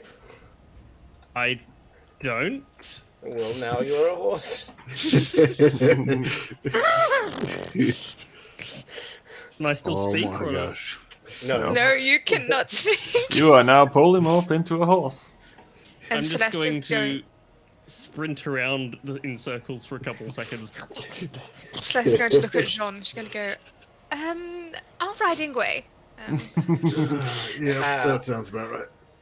So Dreki, you are a male horse, and good. Ingwe will polymorph into a female horse. But like, so I'll wild shape into a female horse. But like, I'm gonna wild shape you into like a young horse, and then I'm gonna try and be your mother figure. And, like, horse Oh, he's like a pony. like a I don't know what the words are. Like a yearling, like a really fast, Like a little horse filly. that like wins races and stuff. Stallion? Or, like gets retired. Stallion, yeah. Stallion or thoroughbred? One of the two. Something like that. Anyway, you're one of those. Yeah. Where are all the horse people in chat? It's not a thoroughbred. Yeah. It's a slobby bread. Was anyone got any ale or booze? I think I can get him a little under control with some of that. You're looking He's Drake's gonna bag. attempt he to probably stand has. up on his hind legs. I think I saw Drekic's bag like merge with him when he became the horse. Surely, didn't we get a lot of alcohol when we were in that tavern? Yeah, I mean I left mine there where I didn't drink. Oh, I took mine with me. Here. She'll go and search through her bag and pull out, like, she's probably, like, really flat at this point. Like, wine. She got wine, I think. You got the most nasty spirits you could possibly get. I think I remember you buying a bottle of the worst shit, but cheap. As far as I What's else remember. got wine? Oh, well. Well, you got wine as well, I think, maybe, but I think what you got from that specific place was, like, spirits and shit. Like, well, yeah, whichever. Just a little, I think will do. Hey, Dreki. It's okay. man. Remember? Are you enjoying being a horse? But you gotta calm down now. We've got to get to the village. Does the horse have tattoos? Technically, he's under a spell. I mean, I guess he would have tattoos. I guess Up to his Ingwe, form I has guess. changed. If I was controlling it, he wouldn't have tattoos. Okay. But like in those cartoon ways, that's like Disney movies. like that you can tell who the person is. Definitely like eyebrows and like Like a white dragonborn horse. yeah, it's white. Yeah, definitely white horse. Normal, yeah, crap, yeah. But I don't know. I mean, the tattoo that would be an interesting twist. If the I mean, tattoo, if it changes his form, technically that would be the case, and technically the same thing goes for you when you change your form, yeah. because you physically changed your form. You don't just look like something else. Yeah, it's not like disguise self. So it will move with you. Wow, that's cool. So, tattoo. I'm just gonna, if you can put a little in this saucepan, that would be fantastic, Celeste. Thank you. And I'm gonna water it down, make it last longer. Much bigger stomach. Put a bit of my water in there, and I'm gonna go try calm Drakic down. Giving it some nasty cheap wine / spirit with a bit of water. You now And have if he a seems tame, slightly put buzzed. away. Well, All right. I'm Look at Ingwe horse for a second and just be like, Yeah, it's good. It's good. Are you enjoying being an animal?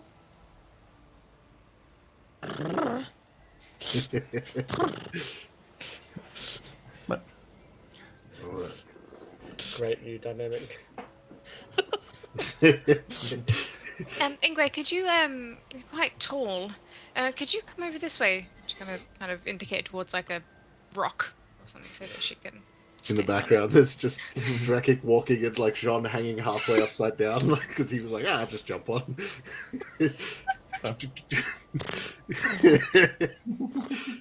Drakic, no, slow down. suddenly Drakic see a plastic bag, and it's all over. Anyway, you eventually mount your horses, or Drakics, depending on whatever you picked, and you head up towards the farm.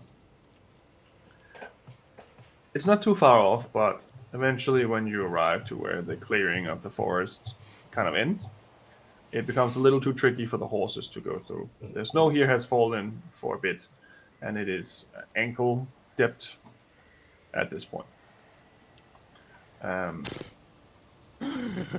The spell lasts for an hour, and I think that it probably will end right around the time when you cannot go any further, because you can, but you're gonna be slowed down by having a horse more than walking at that point because it's so big. So Just picture Drakic slowly turning back into him while he's back. mid-poo. the horse Drakic, you notice, is actually starting to shiver.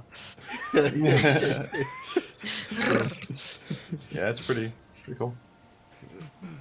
But eventually you end up at the forest intake of where you know the entrance to your farm to be, John. All right.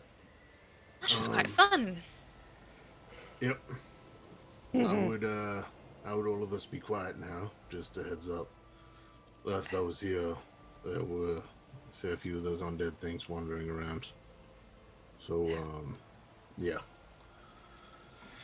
Right. Probably move quietly, lay low, and keep an eye out, and we'll see if it's cleared out. Okay. Should we try and move carefully? Yeah, I think so. And John's going to try to lead the group in the most discreet path he can think of. And yeah, moving quietly, moving with stealth. Right. I need everyone to make a survival check. Oh, survival. Ooh. 18. Natural 20! Okay. Oh, she did it! I did it, you guys! She did it! I did it! Well done. 22. Whew. Right. And what did Sean and Drake again? 23. 14.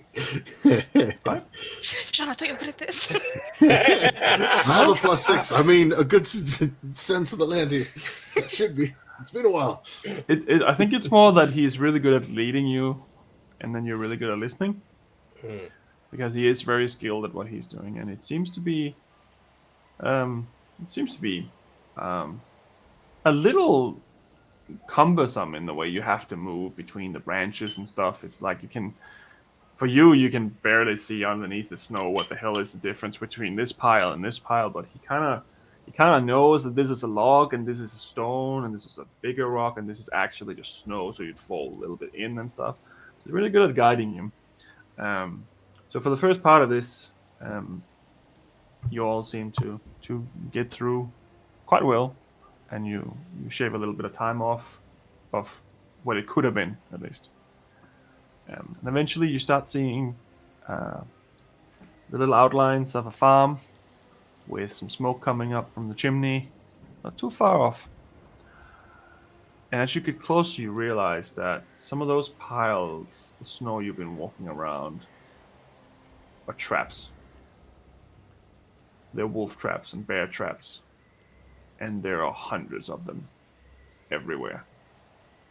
And you just naturally avoided them because you knew that was not something that you normally would walk on. But now you realize what they are. There's traps everywhere. As you get a little closer to the farm, you also notice a few other things. First off, there's a cow and a pig within the paddock that you've never seen before. And as you move around the farm to go to the entrance, you notice a wall of, it looks like it's been made of wood, like a makeshift wall with spikes. And all of the spikes have undead heads on them. And one of them has a wolf head with 3 eyes.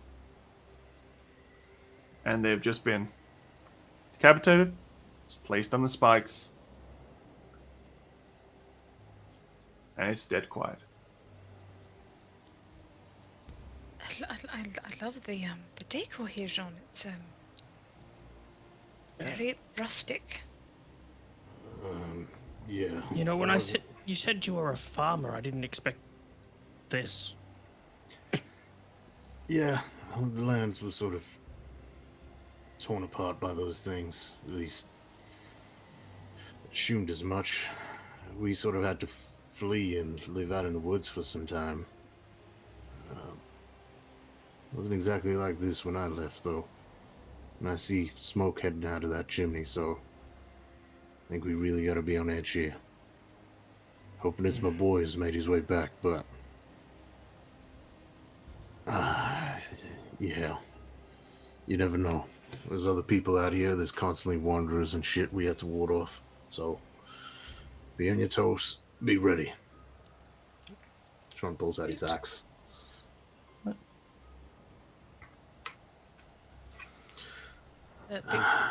Lead the way. Alright. See. I'm gonna have a look around. I want to see if there's any discernible sort of traps or anything leading up to the front door. Perception check? Natural 1. No, nothing seems to be. As you can see. There's a few changes, but it mostly looks right. And you feel your bone break Oh. as a wolf trap snaps around your foot and lodges itself and breaks your bone. Oh, Sean! You take... Too bad. 8 points of piercing damage, but your leg is broken right now. Sean! Oh my... Oh. Oh Celeste's gonna my gosh. creep down and try and brush some of the snow away from it, and then see if she can dismantle the the contraption to let the. Can you hear me, John? Hello, John. Yep. It's It's already sprung. The problem is more of how it is attached to him now. Yeah. So she wants to try and dismantle. I'm assuming that it's like a metal. Yeah, so you'd Like have a- to technically start pulling it out. Well, how is it affixed though? Like, could she like unscrew the actual, like where the two traps, like where they're actually joined together? Like, could she? You could probably try it. She's gonna try and like. Make a sleight of hand check, I guess. That was the closest thing. Can I use my thieves' tools? Yes, I'd say that is fine. I have to make a stealth check or anything to prevent my scream. That's up to you. Hey! Jesus. Right. So She's you making it up. so the both of you, sorry, not the both of you. So you manage to slowly dismantle it from the bottom. So you can actually move his leg now, but those 3 hooks, if you can call it like that, is still lodged within the bone, and you can kind of pull them out one by one, and it quite hurts. But as she's pulling it, she's gonna place her hand on Sean's leg, like as she's pulling it, and also cast Healing Word. Right. As she's... So you would have taken another extra 6 damage, but instead you get healed a bit too. Since he's got a broken leg, she's gonna pump a 3rd level. Right. He has a broken leg. So Drekik and Ingwe, while this is happening, you notice that the snow is moving. And you see something coming up from the snow. And you see this arrowhead just pointing towards you. Hello there. Hello. Don't wave at whatever the hell it is. Get down. And then you see this individual pointing at you with a bow, and he's like covered. It's like completely snow covered. He's like a fucking ninja in the snow. And he pulls his hood back, and you can see that it's Dalen, and he's like, "Dad, what the?" Hey, boy. Oh, I'm guessing this is your handiwork. I thought you were good at this. Damn. It seems you've gotten better. Puts his bow on his back, and he kind of runs down. You can see he's dodging these little piles left and right, so he definitely knows where they are. And he's like, "Oh wow, yeah, that's pretty bad. Yeah. You really got you, huh?" Yeah. Yeah. He's the one who taught me how to walk. Yeah. Here we are. Come here, Yeah. little shit. Yeah, okay. And he gives you a half hug while he's sitting down while next to screaming. Celeste. Yep. While screaming in pain, he's just pulling him down and just giving him a tight hug. Partly to put through the pain, but also just get him in immediately. Right. Is this your normal family reunions? Sorry. As you can see, we have a lot of unwanted guests. But the house is fine on the inside. Just come on in. I just feel really, you knew we were coming, so it would have been nice just to. Yeah, but I've been following you for like 20 minutes. Oh, that's my boy. Oh. Yeah, I just thought he traps. I don't know. He's been gone for a bit, I guess. Anyway, come on in. I cooked some dinner or lunch. I guess it's breakfast, but I don't know. I stay up really late sometimes, so I don't really know anymore. Come on. And he opens the door. And as he does that, you do notice that he unhinges something before he opens the door. And then he puts this little string of something on the right side of the door and he walks in. And he helps carry his dad in onto the sofa in the living room.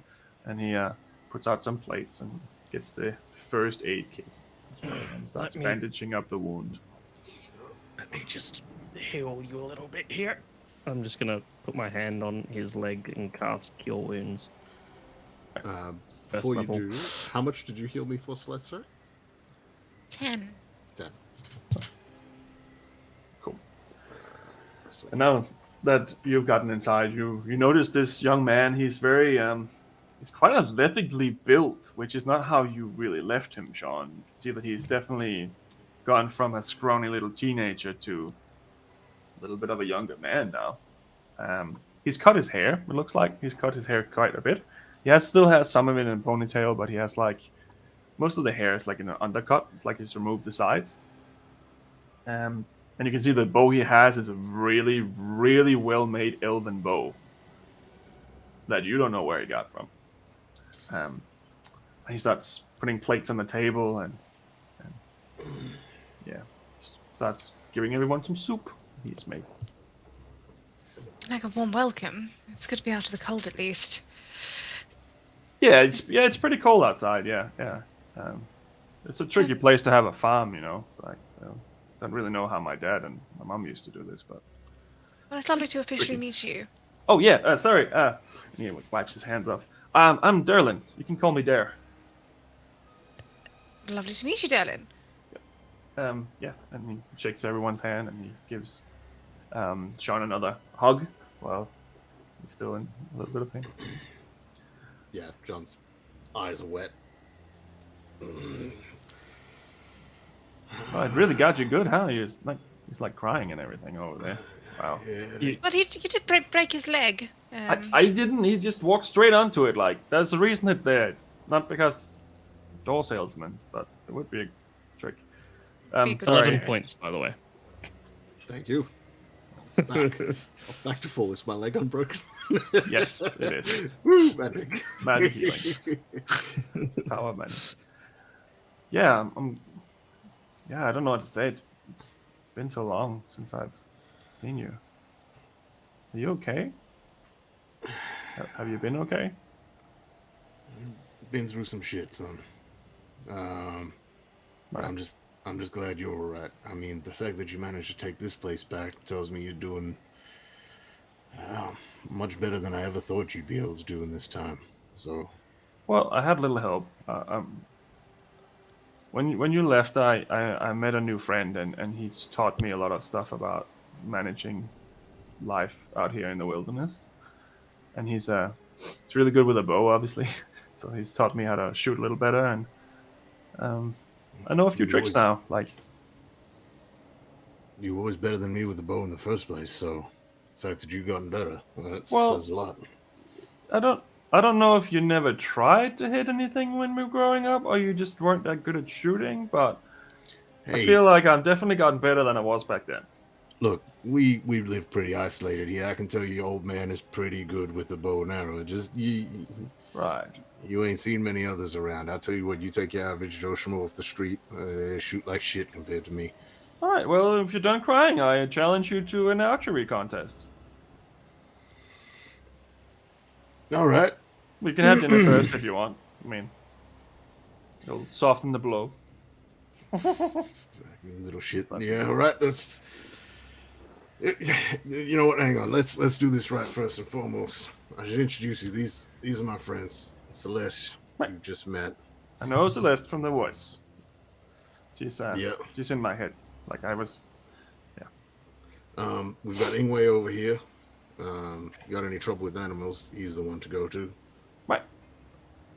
And last we got Drekik, who Drekik's been teaching me a bit about the Stormlord and a few other deities and that. I know we weren't really a religious family, but Well, I mean, Mum was a little bit, but sure, she gave us the choice. that's it. That's fair. Yeah. Cool. You know what? Let's hold off that archery thing. I think we got to sit down and have a chat. We got to. Okay, if you're Talk scared, about that's a few fine things. too. Man, I have kicked bigger men's ass than you in the archery competition. I'm just saying. When I was 14 years old, I won a trophy. Yep. No, I know.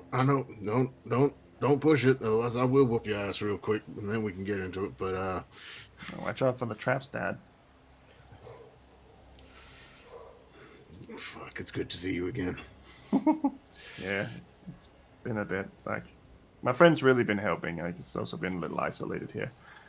I've gone to the city sometimes, and I visited Cromrig a few times because I was just kind of bored and it's very cold out here. I need some supplies. But other than that, it's pretty much just been me here. How is the old bastard? He's surprisingly well. His business is kicking up, so he's been very busy. That's good. Took a few years to do that, so I'm glad to hear that. Yeah, I think something bad happened to his competitor. So instead of just being like victorious, he invited his competitor in, and then they made a partnership instead, which is a very All right. good thing to do. Yeah. I mean, if it works. It seems Not like the they're type. doing really well. Yeah. I mean, he's not the type I would have thought to have done it, but. No. And the wife, Mrs. Borhart, she's all good? Yeah. I think they're talking about maybe trying to start a, like, a kid. Oh. But I don't Good. really know how it works with dwarves and stuff, so I don't know if that's like they're like in their 90s and they're trying to have a kid now, or I don't know. It's a bit weird, Yep. They're like several hundred years old or something. Yeah, it's. Yeah. This came out the wrong way. I didn't think about it like that. No. No. It's, yeah. Natural processes and shit. Yep, I get it. You're 17-year-old boy. Is this the coming up. talk? Do we get to witness the father-son talk? No, I already How had the does talk. it work? Go. What's the talk? Oh. Do I have to have a sit down with you, Drake? What are you talking about? It's the story where babies come from. Oh,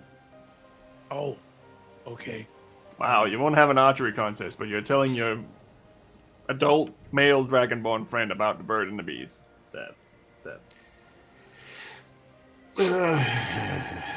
You're really pushing for this contest, aren't you? Well, that's up to you. I mean, looks like you had a rough time, so if you've been through some shit, I'm not gonna make it worse for you. John's gonna reveal his fancy new arm. I'm pulling it out from the cloak a little bit. What the Reach fuck? up and grab the bow. What happened Hey, to your arm? You That wanted is to, so fucking cool. yeah. You wanted to shoot some arrows. Let's go. This thing's steady as. Wow, that's. What happened to your arm? Hey, I thought you wanted a contest, not stories. Which one we doing first? Oh, I mean, you can go outside. I can shoot it from here, like if you want. What are we shooting? We can shoot one of the undead heads outside. Come, let's go outside. Come on. I'll show you three how to kick an old man's ass. Wait.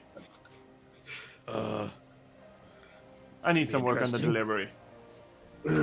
All right, let's go. Right, and he grabs Steph's his gonna bow. come outside with her soup. It takes you out to the porch, and you can now very well see where these fucking traps are, because now, you know. And there's one of these, there's a few of these heads sticking up, and he points at one of them that has like, it's like almost like the one eye is sunken in completely, and the other eye is just looking straight up to the sky. You can definitely see that one there. Try to see if you can hit that one. I'll give you first go. It's like when you play chess and you're giving the other one an opportunity to lose. Sure. Pulls out an arrow, pulls back confidently, and let's rip. Go for it, make an attack roll. 13. 13. You hit it to the like in the cheek area, and it kind of just like sticks there. All right.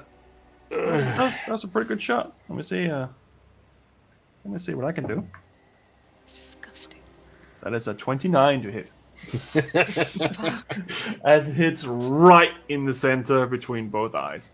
Boom! For a second, he wasn't even looking. It's like a. There you go. Best out of 3. You have a lot of free time on your hands. I practice a lot. I have to. Like, I'm on my own here, so I have to be careful. Your boy can shoot. Yep. Maybe he should come with us. Yeah, just give it a damn second. 21. You stay here, Jean. 21. We'll take Dylan with us. Shut up. So we say that there's another head for this next to it, and you hit the other head pretty well. So 20 what? 21. 21. So you hit it like right in the golden triangle area there. So that would definitely have killed an adult man. And he's like, oh yeah, okay, I see what you're doing. Have you seen this one? And he puts his bow between his legs and try to like aim and try to do a trick shot. Still higher than you, 26. And it just hits it right in the snout. There you go. Hope you're not defending the house like that. Look like a damn fool. No, I take that very serious. All Just right. as serious as kicking your ass. You want another go, or you already gave? Final shot, best one. Let's go. Everyone, you should bow. You should get out of the way. You might hit someone. Oh, come on, John. You can't let your son show you up, and I'll give you a D6 body, D8 body inspiration. Yeah.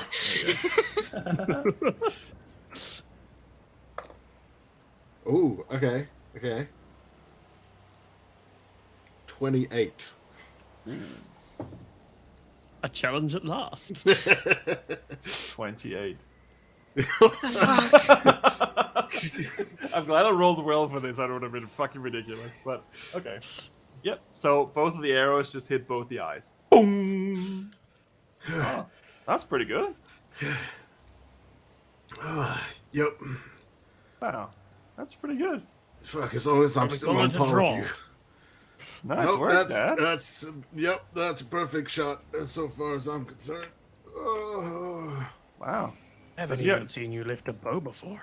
Does he always shoot like this with you guys? Like, is he shooting people with you? No, not at all. He's Right. very much the opposite of shooting people. I feel like he's very rusty with his bow. I'm Wow. usually using this little thing, and I'm going to pull out Lysenriol and throw it at a head. Go for it.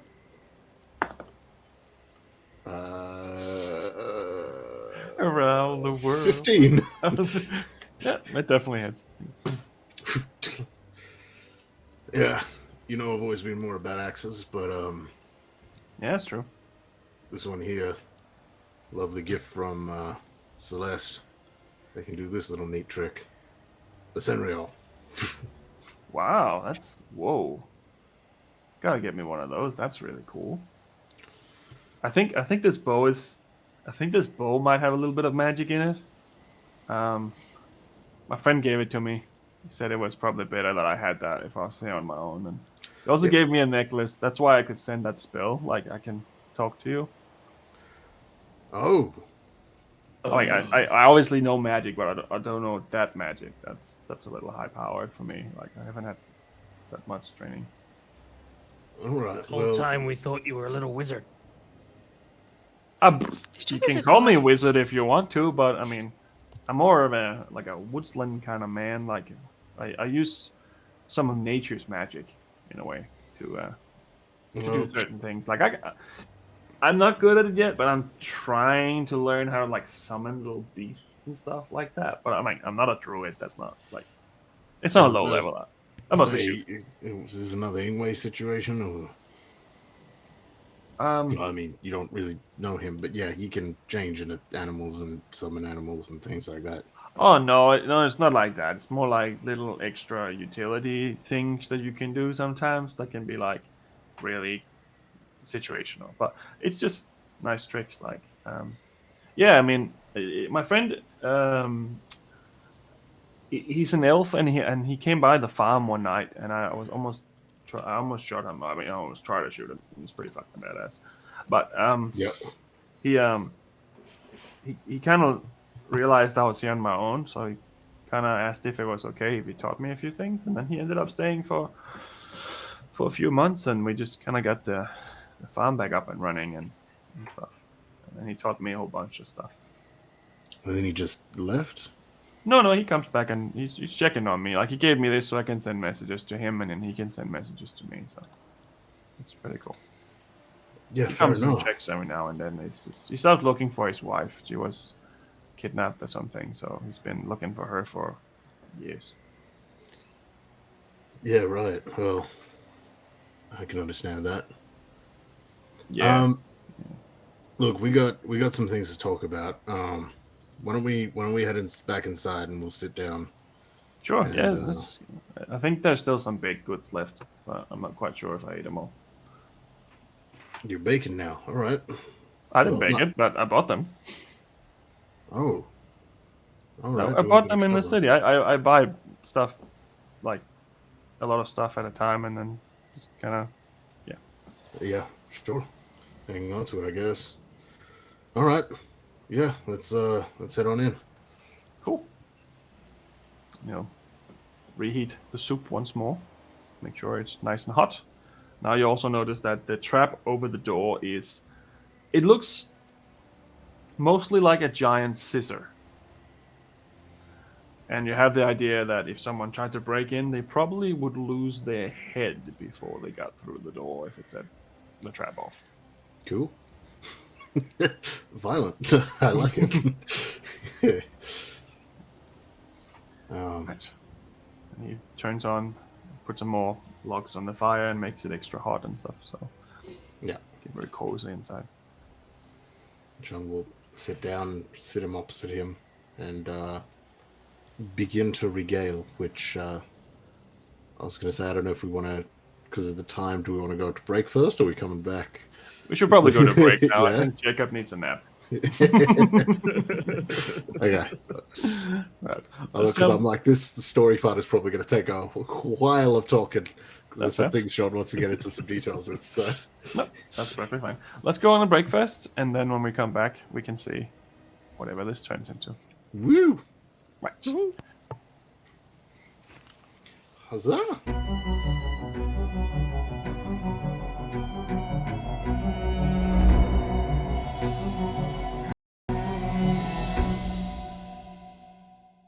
Are you looking for a more exotic or sophisticated choice in dice?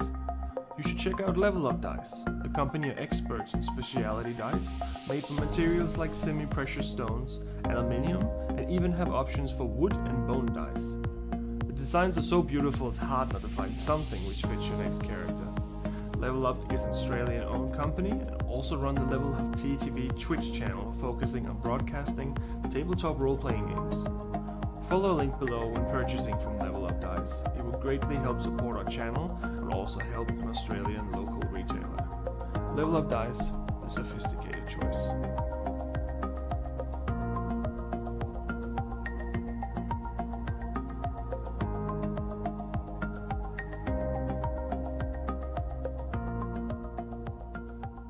Monsters and Mayhem is sponsored by Miniporium.net, a huge selection of highly detailed miniatures for any tabletop role-playing game. Check out the beautiful miniatures, and if you use the code MAYHEM, all capital letters, at checkout, then you receive a 30% discount.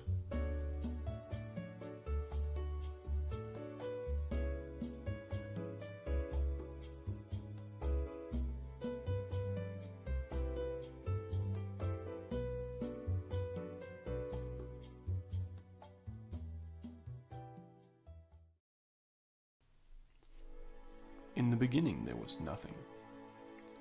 From the nothing sprung forth a something. The something was not a who or it. The something simply was. The something began roaming the nothingness and found itself alone.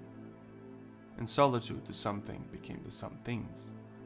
Multiple somethings sprung forth of the something, each with its own voice and presence.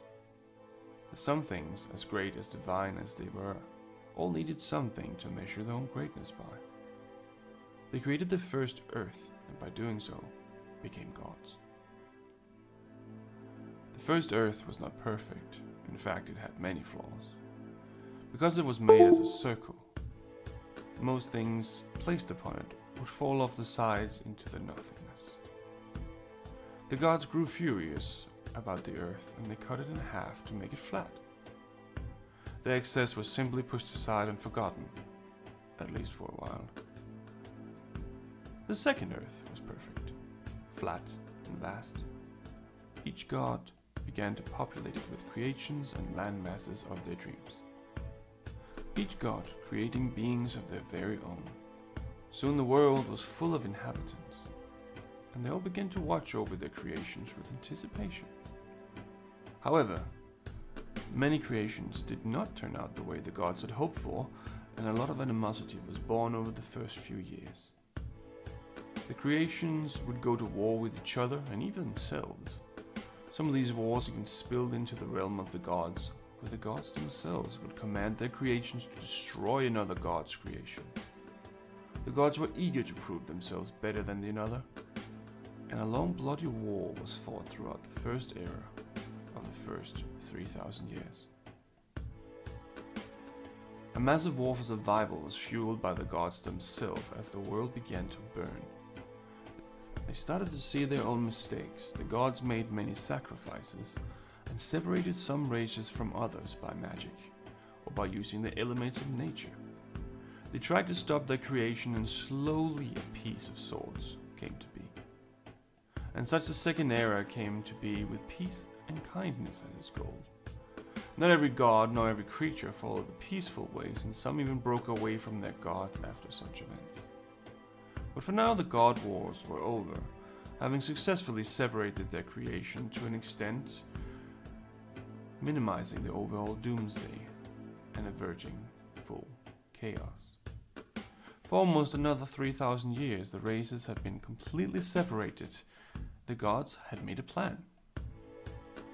The God Gate, located now in the Kingdom of Quill and where the borders of Okorlan is, had been inscribed with one of the family's life forces, the Karameshi. Once a descendant of that family were to attempt to open the God Gate, all races would once again have free reign.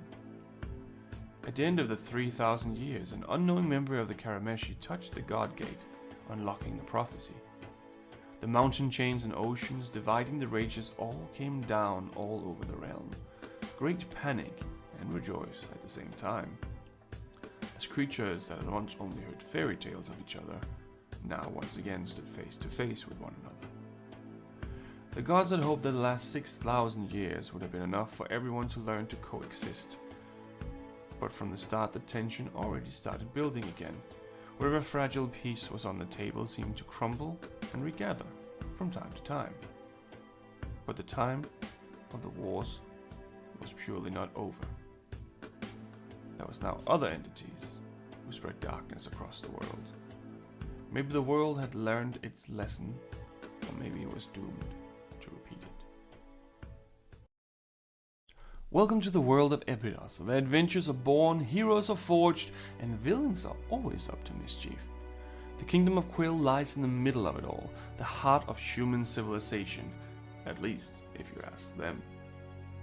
To the north lies the cold Shadanon, where Northling constantly tests the borders to the kingdom with raids and invasions. To the south lies the desert lands of Zahani, ruled by self-proclaimed princes and empresses. The tension is at an all-high after a failed invasion into the kingdom years ago still sends trouble both ways. To the southeast lies the Dragon Empire, a proud people ruled by the Dragon Emperor, who according to legend are a descendant from a real dragon. The empire has been locked in a cold war with the kingdom for generations, blocking all travel from entering the nation. But for the common folk, it's Monday. The birds are flying low and it looks like it may rain.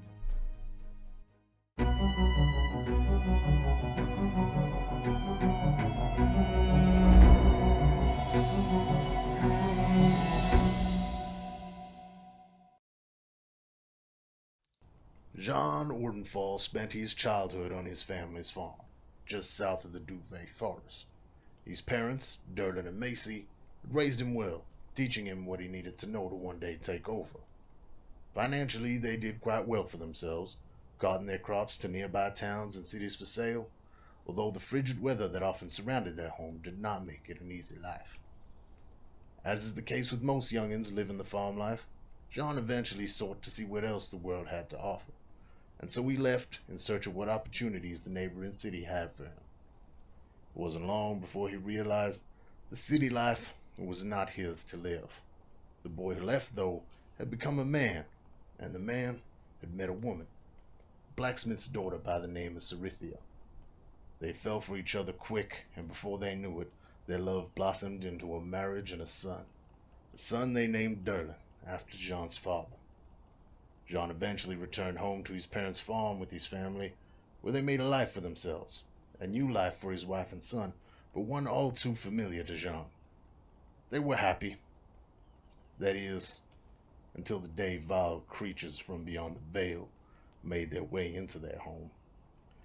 After being driven from his homeland by the insatiable undead that now plague it, Jean seeks out those brave enough to aid him in cleansing his land of the foul fate that befell him and his family, and exacting the vengeance he so eagerly thirsts for. As a child, Celeste Highcrest would never have dreamed of leaving the sheltered life of luxury she had become accustomed to. Born to two noble parents in a land far beyond the Vale, Celeste's childhood had been fraught with expectation. Her father, High Archivist Saran Highcrest, had set high standards for his two children, and the elder of those two elves, Celeste's sister Cressida, had surpassed all of them.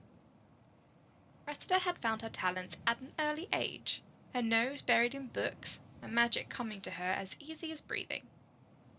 Celeste, however, had struggled in the shadow of her sister's success for as long as she could remember, never quite meeting the expectations of her father, and always the object of his disappointed glances. When the two elves came of age, they sat the entrance exam to join their father at the sanctum, to become mentored under his tutelage and scribe ancient texts in the archives. Cressida, to no one's surprise, had passed the exam with overwhelming success. Celeste, on the other hand, held true to her long-standing tradition of always being second best. It was rare that one should ever choose to leave their homeland, but never being able to escape the constant overshadowing from her sister, Celeste had decided it was finally time to break free of this tradition. For here, she would always be Cressida's sister, never her own person. But if she were to leave, perhaps she could finally forge her own path. She found her way to the dimension door, stepping through for the first time and finding herself in a land strangely familiar, yet unlike anything she had ever experienced. She boarded the first ship she came across, bound for the kingdom of Quell, and spent years travelling these oceans between continents, desperate to find something worthy enough to bring home as tribute to her family. Until one day, the news found her. The door that she had stepped through to enter this plane had vanished, along with every other door that could lead her home. Now stuck, seemingly an entire universe between her and her homeland, Celeste is searching for answers, and some miracle that could lead her home again.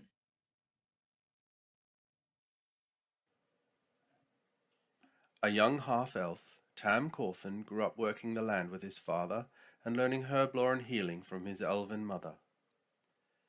After a horrible childhood accident, he swore he would avoid violence, unless he had no other choice.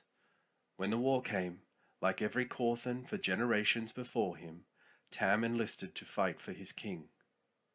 During the bloody battle for King's Helm, Tam's selfless efforts to heal his friends caught the eye of the celestial Aethia, and she became his patron, giving him the gift of celestial healing. His courage in battle did not prevent him from drawing the ire of his superiors. His compassion was blind, and he would heal all in need, even the enemy. After the end of the war, Tam worked as a healer in the villages outside Crackvolm, hoping to save enough money to gain entry to the Healers Guild. After a series of unfortunate events, Tam finds himself in debt to a very wealthy and very criminal cartel boss. Pinned between his compassion and his new master, Tam tries to make the best of his situation, dreaming of a day where he can live his life in freedom.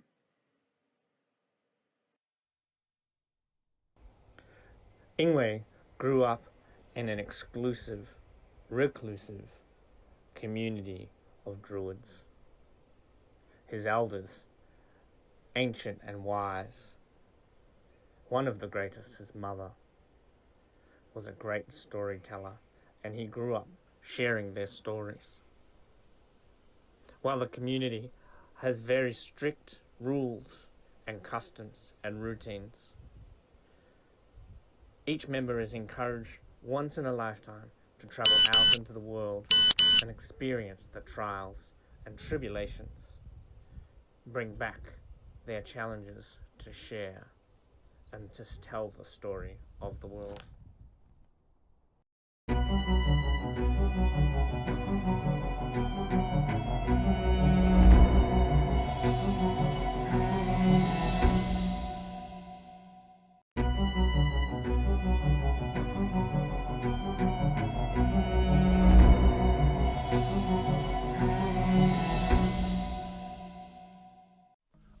looking for a more exotic or sophisticated choice in dice, you should check out Level Up Dice, the company of experts in specialty dice, made from materials like semi-precious stones, aluminium, and even have options for wood and bone dice.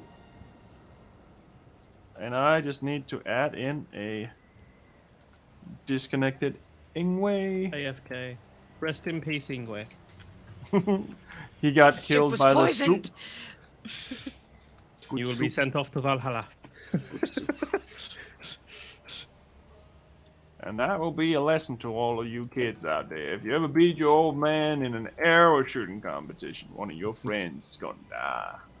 Anyway, Just classic rules of nature, right? survival of the one who didn't win. Yeah. Whoop. I'll pop that in right there behind everything else. Sorry about that. That should be. There we go. Anyway, let us Ingwe got continue. sent home. He was cast out. So, as we left off, you're about to have a very deep conversation with your son, Sean. Yep. So, yeah, sit him down.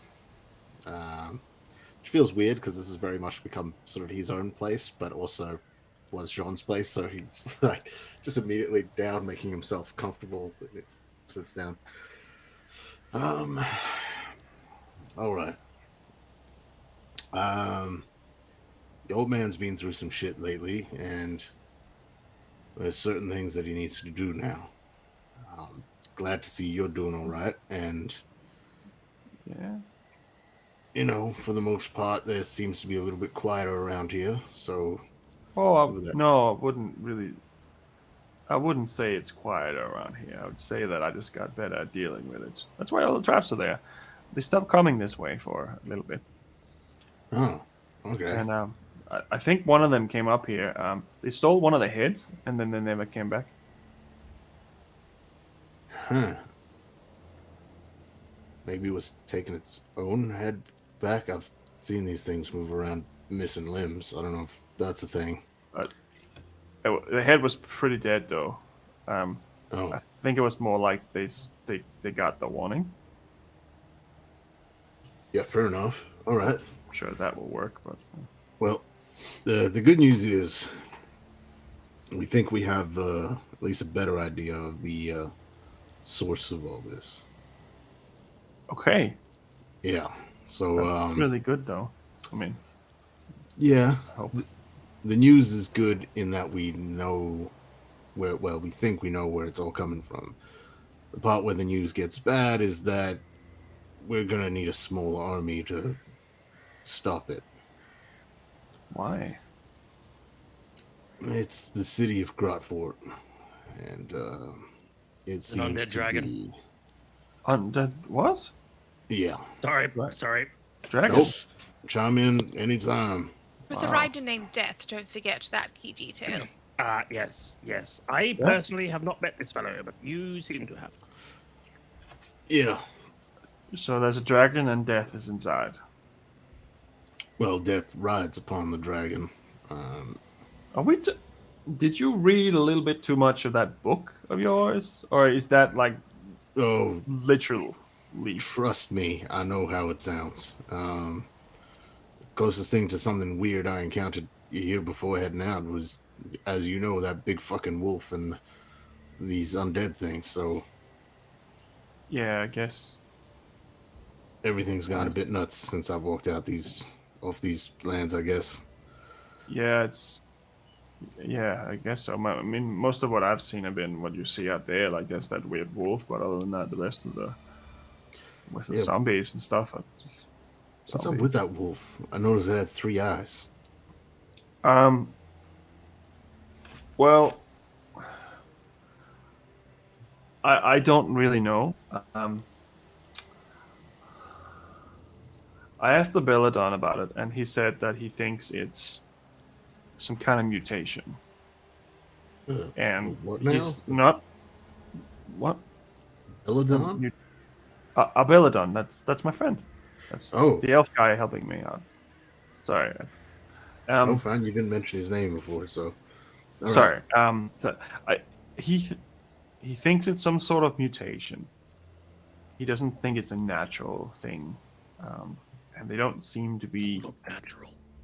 alive. They seem to be also some sort of dead, but I don't know. It had like weird eyes, several places on its bodies as well, and like on the sides and stuff. It was very odd. They weren't like, when you have a tiger and the stripes are symmetrical. It wasn't like that at all. It was more like sporadic. So some kind of, I don't know, maybe an affliction of some sort. I don't know. Well, we did see undead wolf creatures in the city, so Right. maybe Okay. it's related to that as well. Maybe. Oh, It's always been wolves in this area, but I mean, I haven't seen that until recently. yeah, nothing like that. I mean, there was that. Sorry. No, by all means. Manu, where was your friend from? A Belladon. No, the one that your father we met. Which friend Met- is this? Someone on the ship on the way back from. Oh, yeah, the big. His name's coming to me now. Big fella. Yeah. He was from Grotford originally, but he said he moved on or his family was from Grotford, but he grew up outside the city. I don't know if he mentioned exactly where, but it wasn't far from it, I think. Didn't he have some sort of affliction? Yeah, kind of, I guess. I don't know. He said he could turn into kind of like what Ingwe had, but it was like a curse with the family. Sound like a werewolf. No, we knew where the wolf was. But Wow. I see why it's taking you a while. I don't understand. Is he for real? Is he joking? I don't really know anymore. You know what I mean, right? You've known him longer than we have. Well, I mean, take your meds, Dad.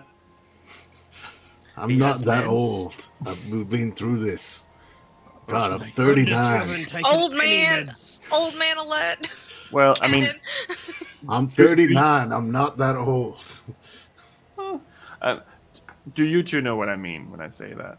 Because Abelladon's told me a few things about some of the creatures out there, like there's vampires and werewolves, and there's like know, jackal wares, and there's so many weird things. I don't really know where to start, but How much lore would I know on about what specifically?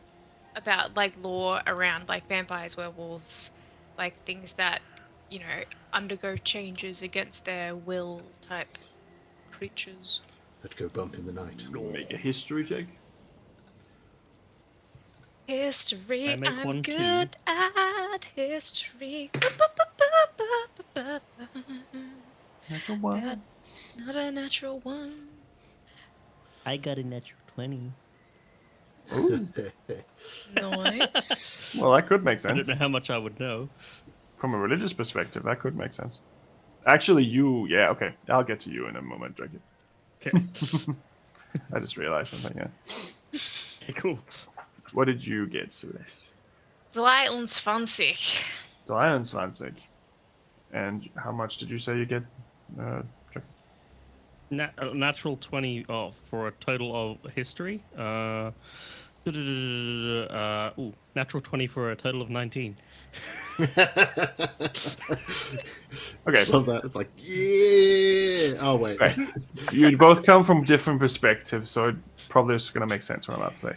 So Celeste, from your perspective, the vampires is usually something that happens either when someone tries to become a leash. That can be a side effect if it fails. It can also be if another vampire does something to an immortal.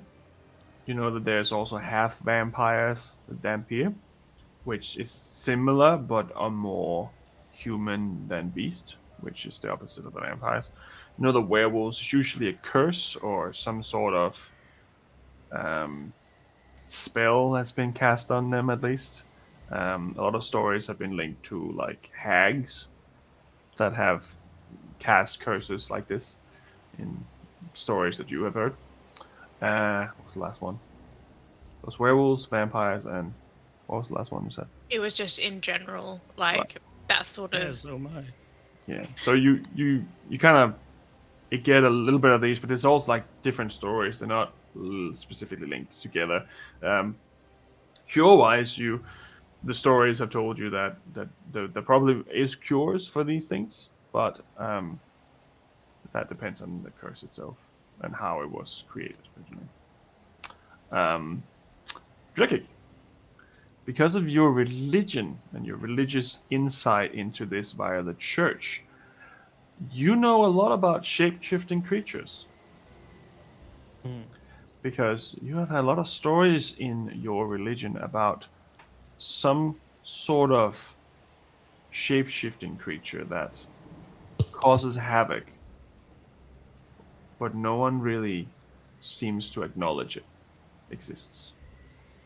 You know about doppelgangers, you know about vampires and werewolves and dampiers and jackal-wares and all those other types of shape-shifted creatures, because it's specifically mentioned in your religion that the High Church believes something is going on with whatever this creature is that has not been documented yet. So you also know quite a bit. And even though you rolled lower than Celeste, you have a specific insight into it. There you go. Okay. Only thing I know about what you're talking about is, I want to say our friend Anya just said something about a vampire once, but I didn't fully understand. Some undead something or other. Okay. Interesting. Well, so we need to burn down the city. That's pretty much it, right? Yes, we need to do that. Yeah. There's definitely a goal on the objective board. Crumgrig can help. Like, he's an alchemist and stuff. He deals a lot with like fire. True. I never really thought of that. I always thought more on the side of herbs and that sort of thing. He always taught me more how to mix and make things with herbs. Yeah, I mean, but a lot of the stuff he does uses fire to produce or deduce things, I guess. Sure. I don't... If you're going that way anyway, I don't know where you're going. That's a good idea. We could go speak to Cromrick. I wonder if someone make some firecrackers once. They're really powerful. Like, you almost took off someone's hand by accident. Yeah, that shit'll do that. Would need a lot of fire to bring down Gratport, though. I mean, the entire city is made of stone and rubble, essentially at this point, and it's a big city. It doesn't. We know anyone with a pet dragon? Oh well, maybe. I just don't know if we like him very much. I'll ask Abeladon when he comes back next time, or I can send him a message if you want. But maybe he's been around for a bit. He's an elf, so maybe. Yeah. Like a dragon would be handy. I'm very curious about this friend of yours. Yeah, I mean, you might run into him eventually, or I might get him to come by when you're here. Or I don't know what your plan is right now. Why don't you message him, actually? See if he's in the area. I'd like to meet him. Sure, I can do that if you want. Hey, Adi. It's me. Where are you at the moment? You want to come by, meet my dad? Sucks at a bow, but, he's my dad. Right. Okay, yeah. Cool. Okay. He says he's in the Underdark at the moment, so he's a bit busy. He's probably gonna be a few weeks before he's back, I think. Yeah, Underdark can be a rough place. Definitely. Inside. I know all about it. Can you roll a deception check for me? Yep. Where's my skills? I don't think I would know anything about the Underdark. 4. I don't know. I don't think the Underdark's what you think it is, Dad. Sure, it's the dark part of the forest when everything goes, like when it turns to night, it's dark outside of the trees, but when you're under the trees, it's especially dark, and that's when it's most dangerous. That's the undergrowth.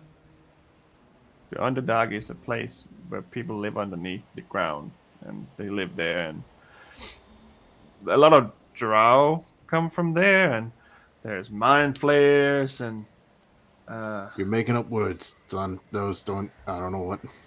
why, I feel like I need a buffer between me and you right now. Yeah, there's people living underground in giant cave networks, and that's where he is at the moment. He's still looking for his wife, so there's a lot of slavers there. So, sorry, darling, correct me if I'm wrong. You haven't really left here since your father left you, correct? Well, I have a little bit. I've gone to Loxibo, pretty much, and then back, and then that's pretty much it. That's where I get my supplies from. So Why? where do you learn all this information? From your new friend?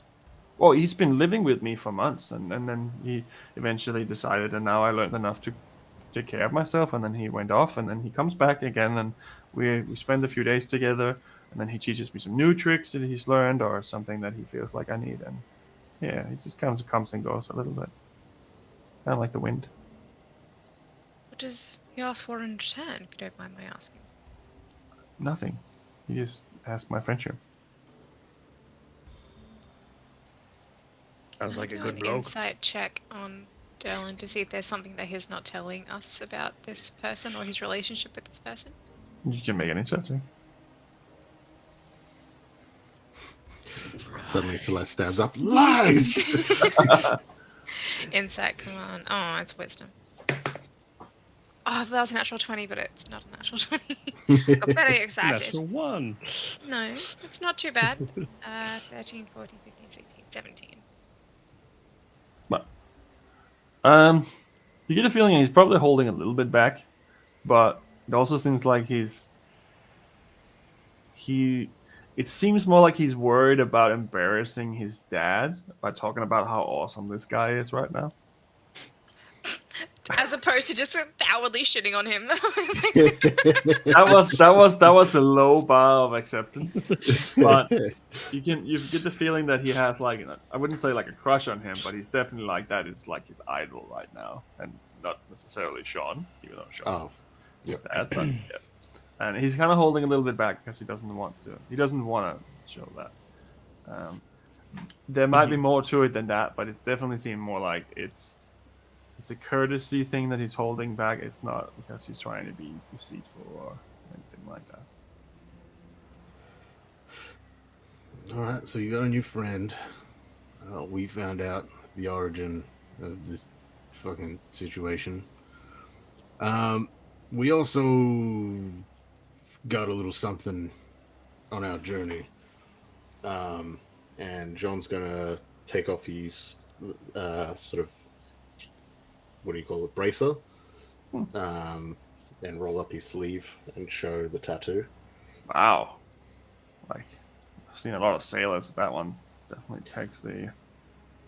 Wow. What did you get a tattoo for? That's a weird tattoo. Yeah, it wasn't a choice. One of us touched something shiny. So you were drugged and someone held you down. No, it wasn't that. That's not my style. Are you showing that to your mom? Are you showing that to grandma? Just gonna have a field day with you. I don't remember if I did. I think I kept it covered. Which she's doing well, by the way. I went and saw her and your aunt. Which, by the way, you have a cousin now. Wow. Yeah. Wow, that's so cool. Danica Amito said, I want to go visit them now. Like, I've been sending messages to them here and there, but it's been a little, like, tricky. Like, this thing recharges. It takes a little time to recharge and stuff, so. I'm glad you've been keeping in touch with them. I've been trying to. It's, like, days fly, like, when you're doing work and trying not to get yourself killed here. Tell me about it. But yeah, we just got word that little one had been born That's nice. Be like a week or so ago now, I think. But Wow. yeah, Wow. That's we're cool. gonna go there next. If well, that was gonna be my next thing. If you wanted to come with us, you could get out of here. You won't have to fight through all this survival. They've got a big place. I'm sure they'd be happy to have you. No, I'd love to go and see my cousin. So to think about what I'm gonna do with the animals. Well, if I leave enough feet, they might be okay. I don't think anything's gonna crawl in and get him, but yeah, it'll probably be okay. I got a cow, by the way. Yeah, I saw that as well. Did you buy those and bring them back, or did you catch them? You didn't take them from somewhere else and like steal them from another farm or something, did you? No, because you always told me that it was bad to steal. But Yeah, good. I found a loophole in your rules that you taught me. There's nothing saying anything about gambling. So I won a pig and a cow. The fuck are you gambling for now? Well, it was quite accidental actually. I didn't really know what I was playing for, but apparently if I lost, I would have lost the farm. But there we go, I won. You just I'm kidding, I bought them. fucking insight check. Inside check away. Like nothing. Like I am trying to see past this shit.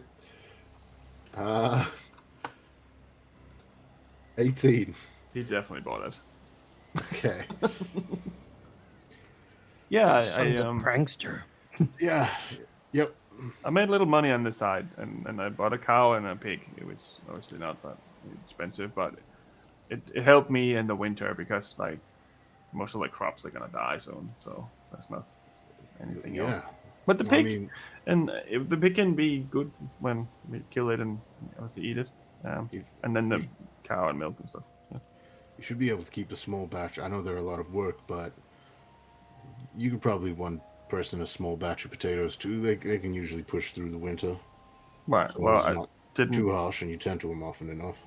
I didn't remember that part because it's been a while since we talked about that kind of stuff, and I wasn't really paying attention. But yeah, okay. I'm sure I can set it up so they're gonna be okay. I can just let them in the house, just let them run around here inside the house. Yeah. I'm kidding. Always I'm out kidding. with the I'm match. definitely kidding. Yeah. I was about to say we could get Ingwe. He's gone already, so I'm assuming he's out there, right? Right. We get him to talk to the animals. Yeah, we can Yes, figure out a there are plan. there are two cows out there now. I think I see one of them. There's a weird discoloring on it. It's probably anyway. Oh. Yep, that's a Yep. shaggy cow out there. It's like a yak. There you go. All right, we'll figure that part out. But yeah, I think you should definitely go see your cousin and maybe think about staying there for some time until we can clear this out. If that city spreads and any of those other creatures start coming over here, I don't want you here. I've seen what they can do, and I wouldn't be able to live with myself if they came here and anything had happened. But no, okay, that makes sense. I'll go live with them instead. It's gonna be weird being in the Just city though. zombies and bulls there. It's, Yeah, but giant I mean, constructs made of bone and flesh stitched together to make horrible atrocities. is that the city you're talking about, or is that where it came from? It's been a while since I've been in the big city. That's Grotford. Oh, yeah, okay. Well, I'd like to come with you when you go back in then. I mean, considering what happened, I feel like I owe it to Mom. Sure. And try to make it right. Yeah, we'll consider it for sure when it gets closer to the time. Inside check.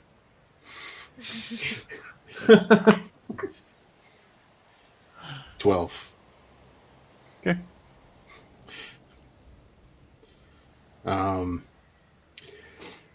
So, anywho, told you a bit about everything. I mean, these tattoos, we can get into the detail of it, but I don't think you need to know much about it.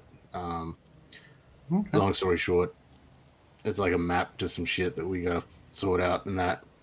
Wow, like pirate. Pirate Sure. John Orangeville. Yep. Eyes and worst aim in the world. Shut up, Drake. Shut up. Next time you're a horse, I won't feed you no damn ale. Can you be the horse next time? Yeah, we'll It's see. very uncomfortable having you ride on my back. I It feel was like this is very- a very weird conversation to be having right now in front of a Yeah. child. Like, I'm literally a minor. Your father was riding me. Mr. White He was Dragonborn, a you horse. are way out of line. Kidding, Like okay. the other one can change. He changed this. Look, all right. I'm trying to get into some serious shit here. Sounds like you already did, Dad. God damn it, boy. Jackie's just gonna high five the kid. Yeah. Boys. Well, the last two things I think I gotta let you know, which I'm saving the hardest for last, but there's also this, and John's gonna take off his chest plate and remove his shirt and reveal the mark of the Stormlord. Another tattoo. Yeah, this one showed You up wanna after I. Bender? Well, no. So, I prayed to the Stormlord in seek of Great. aid. Yeah, we were in a tight situation. We were chasing down some fucker who had a powerful device, and they tricked me and used the Stormlord's name, and I thought maybe they'd want revenge on this thing, and turns out the Stormlord answered in more ways than one, as he sort of points to Drakic. No. That's like epic. Yeah. So You're like a superhero, Dad. Like you're selected by the gods. That's really cool. Technically only one of them. Me, however. Well, Abeladon doesn't have any tattoos, so that's pretty cool, especially if it's from whoever's upstairs or downstairs. Or yeah, you know what it is? It is pretty cool. Yeah. it's pretty cool. Yeah, it's pretty cool. So like looks proudly across to the others. Well, yeah. Well, in that they also changed this thing up a bit. Shows him the axe. Just try to hold it a little bit. It's a little heavy for him. He's like, wow. But you can see the lightning kind of streaks off the middle. Wow. Well, it seems like you've been up to a lot of mischief. Wow. That's really Yeah. cool, Dad. Like, I was worried about you when you left, but it seems like you're doing okay. I mean, except for the arm, maybe, but... Yeah, that was. We don't need to get into the full details of it, but that was something. The other thing. Was it an archery accident? Oh, Did you, like, accidentally just, like, boing, and then... No? Okay, never mind. I mean, if you really got to know, technically, Celeste is the one who tore it off. Oh, God. Wow. Nope, but Technically, if you're going into technicality, you were already dead when she did it. yep, that was the part I was trying to keep quiet. Oops, sorry. She's very quiet. She's so quiet we can't hear her at all. Oh, sorry. Am I really quiet for some reason? No. No. Sorry. Oh. Wow. Well, I mean, Look, that's it was pretty a cool thing. too, and well done, Celeste. But I didn't mean it in That's a what bad happens way. when people make me angry. That's what I was trying to imply. Yep. I mean, that's why I gave her the biggest cup of soup. Yeah, fair enough. No, but there is one last thing which I've sort of been holding off, and I think John has to go outside. No,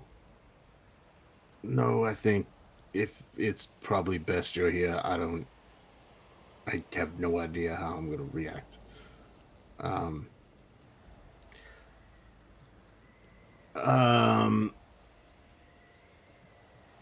Are you here? You aren't. Who Are you you going able to after? come say hello to your boy? Get a warm sensation down your neck, like someone's present. And you hear a voice. I'm, I'm not quite sure if he would want to see me like this. It's not real. I'm worried it's going to confuse him. But if you think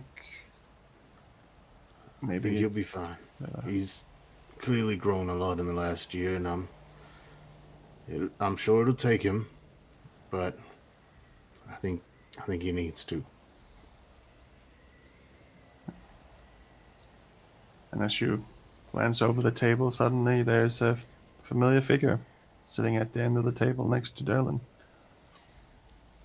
And he doesn't seem to even realize it. He doesn't seem to have noticed. He's know how many people is in the house. He knows where all the exits are. He knows a single door. He doesn't expect anyone to sit there.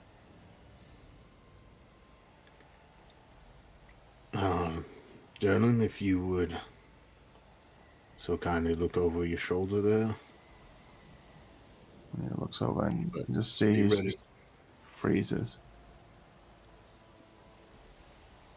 Mom?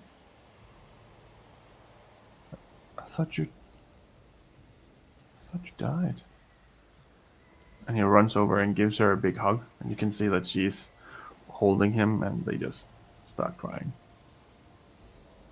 They just stay there for the longest time. Just give him a moment, and then after a few seconds, go in and join the hug. Drakic's just gonna motion to Celeste, and I'm just gonna leave. You'll head outside. But for a little moment at least, you have a long family hug together.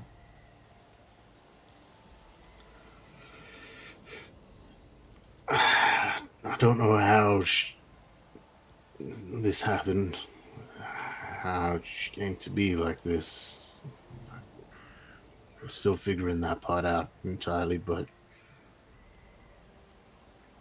she just is, and I'm trying to figure out a way to get her back. Did the city do this to her? Is this because of the city? I don't think so, but I don't know. Right. I want to fix it. I just don't know how. Yeah, How can I get my mom back? we're working on that, and I thought I hadn't really revealed it to Danica yet. I thought maybe when we went back to town, once a bit of time had passed, once give the baby a couple weeks, maybe you could let her know the situation, and then perhaps work together to try look into some possible answers. Okay. But I think it's important that Danica has her time to enjoy this moment and recover. Especially since I don't know if you've heard, but Midos was attacked by a Yeah, serial that- killer. Yeah. Well, maybe I can help protect him now if I'm going to come with you. Exactly. You can keep using these skills. I'm sure you can figure out some new fun traps to make in a big fancy house. Just remember they got servants walking around and whatnot, so a lot of movement.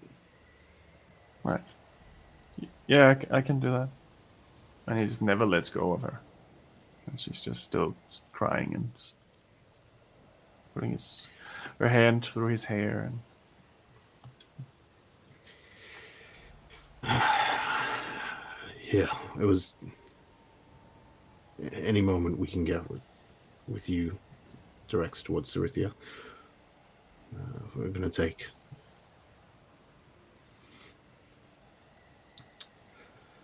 Well, not to make things continue on this path of tears, but I got one more thing. You know what? We'll worry about that later. Are you sure? If you have anything else to say, maybe we should talk about it now, Sean.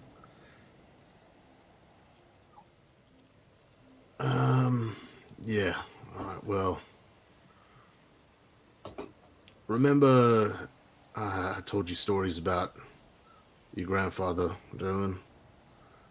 Yeah, it's how he wandered off and never came back. Yeah. I think we may have found out what happened to him. Okay. Um, he's unfortunately he's gone as well. We found his remains buried not too far from Grotfort, and figured we'd bring him home and give him a proper burial here. This damn city again. Yeah. Sorry, Dad. No, thank you. I just wish you could have spent more time with him. No, I guess any, ultimately, but yeah. All right. No, let's try and enjoy our time together. Right. Oh. All right. Sad stuff's over. You guys can come back in now. While that conversation was happening, Celeste wants to have a quick conversation with Drekik. So as they leave and the two of them kind of step out onto the porch and close the door behind them, kind of lean up against the railing, just look at Drekik and go, concerned about John. Concerned? Why? I don't know how good this is for him. Being with his family? Being with his wife so much. Isn't that the purpose of being married? She's dead.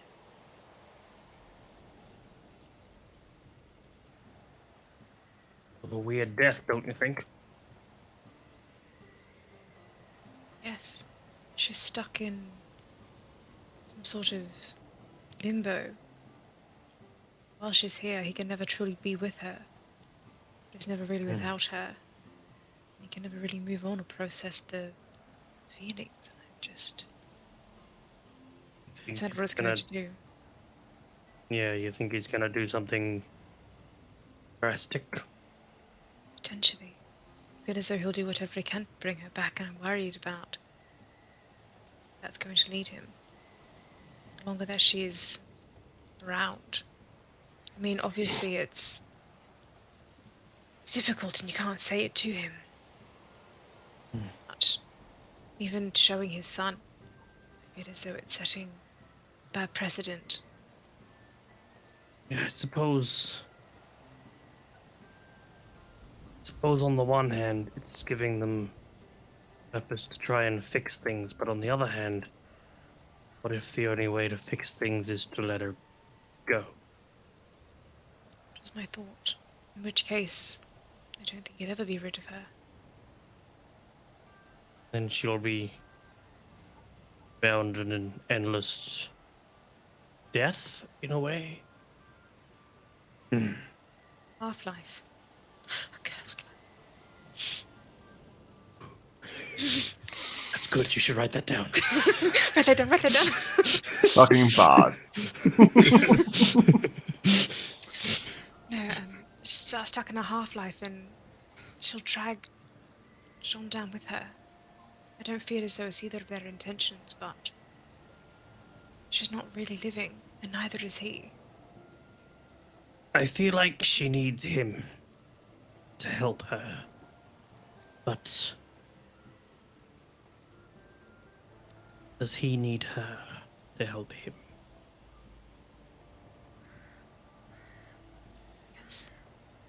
what end? I think that their perception of helping is skewed slightly. Anyway, I just need to get that off my chest. I try, and whenever I see her, I try and hide it, but I just feel as though it's doing more harm than good. At this moment in time, I don't see harm, but as you say, doesn't happen. Might happen at any point, really, where a choice needs to be made, and John to make the right one. If that means sacrificing his own feelings, I suppose. Just worried. Just worried for all of them. And in turn for ourselves. Where it will lead us. Whatever entity she's tied to. Because there's something that's keeping her here. You Highly don't sure I suppose trust it's you don't suppose it's related to that death fellow, do you? I think the first time that he saw her was the first time we met. Creature. Celeste. You catch a glimpse of water. And a second of you being held underwater by someone else. Some sort of displaced memory that hadn't been there before, but it seems real enough. That's it.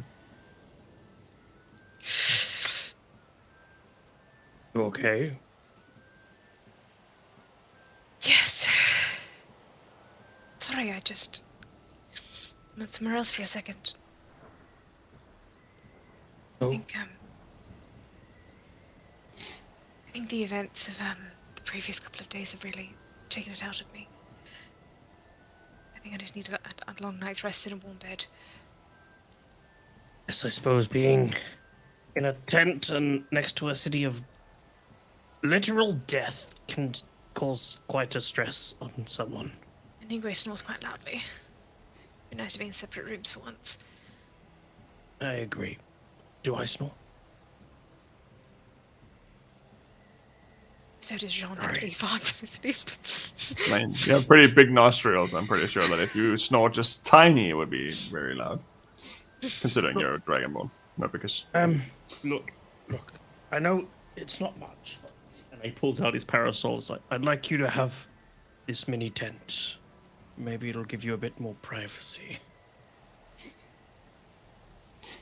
Drake, you won that fair and square. Yeah, but I think, I think it might do you more good than me. I mean, keeps the sun, but I'm used to the cold and it's winter now, so... Might help you in summer and I'll give it back to you. Alright, in summer you give it back. Thank you. Oh, I think Jean's calling us. Oh. Apparently the sad part's over. Go in. Are the tears all dry? Just walk in like, yes, just wet cheeks. Not allowed to No lie. lying, Jean. John. Yep. Well, Oh, Derlin, you'll you really like this. What's a question you've always wanted to ask your father? Nope. I don't like where this is going. Nope. I like where this there is going. was this one time that I had this really loud toy when I was a kid, right? And it just disappeared overnight, like almost miraculously. And I always asked did Dad take that because it was annoying as fuck? Yeah, that's a good question. I know. So Sean, did squirrels. you- I told you not to take the nuts from the squirrels. And Jean, that's did what you happens. take your son's loud toy because it was annoying you? I'm not speaking to Celeste right now. Take that as a yes. Nope. It was the squirrels, and you learned a good lesson about taking nuts from squirrels. Well, No it's problem. Can't The lie to squirrel, us. Jean. because I found it a few weeks ago underneath, some of your stuff. So I'm guessing that's the case. Oh, yeah. Yeah, Maybe I'll squirrels. just give this one to to Danica. That thing's away. Damn it, Celeste. And he pulls out this little monkey with a little ching ching ching ching ching ching. You And- know, really getting back, give it to Ingwe. No. Oh my goodness. Yes. No. No, I'm gonna give it. I'm gonna give it to his sister, and I'm gonna tell it was from him. Excellent. Family His heirloom. sister. Okay. Yep. Cool. Yeah, this has been fun. Yeah, it's been amazing. Like, mhm. come by more often. I mean, Well, I you guess got to I'm become coming with us you. now, so. I guess so. I haven't really been in here since. I mean, we had to run, so. Look, I hate to ruin the mood, although by the looks of your faces, it's already pretty bad in here. I know that you, Jean, have some bones that need to be laid to rest. Yep. And I, being somewhat of a priestly man, could do a ceremony. Yeah, I would very much appreciate that.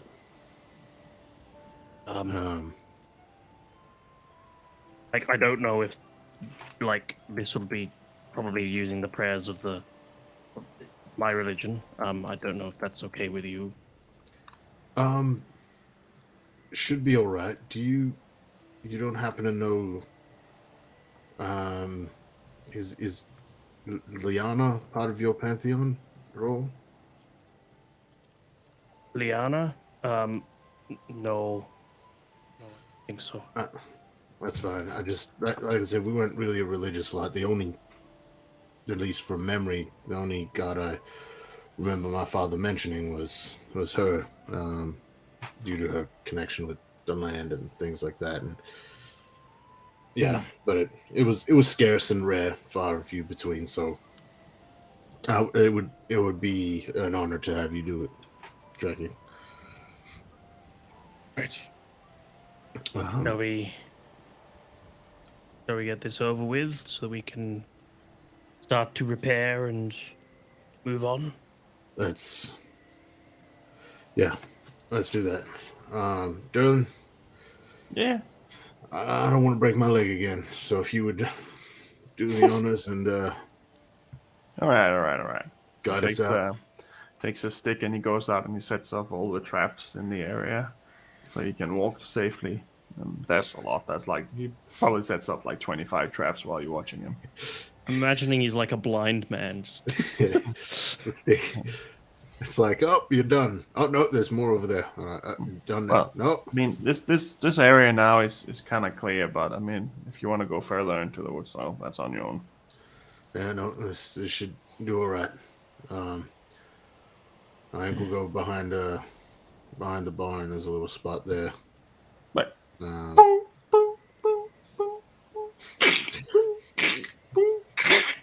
need a new stick? Yeah. I doubt it, but there aren't any horses in the barn, are there? No. Yeah, no. Just a pig and a cow. Yeah. All right. Ah, fuck. Left the shovel. Is the shovel still inside? Rest of the tools. There's probably a shovel in the barn. Yeah. Sean goes and starts digging up. Yep. And, yeah, just gonna bury and keep it nice and simple. Just get a little, like a gray stone from the area to put at the head. And a few small stones just to mark the outline. Right. Here we gather to say goodbye to John's father and Duran's grandfather, Duran. Dome. Yeah. Lo, there do I see my father. Lo, there do I see my mother and my sister and my brothers. Lo, there do I see the line of my peoples, back to the beginning. Lo do they call to me. They did me to take my place among them in the hallowed hall of Yagar, where the brave shall live forever. Normally this is the part where we send them away on the ship, but... Yeah. No. That was...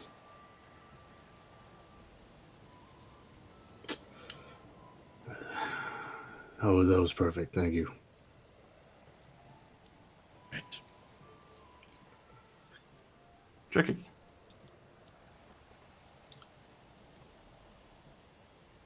You notice a young boy's hand holding one of yours.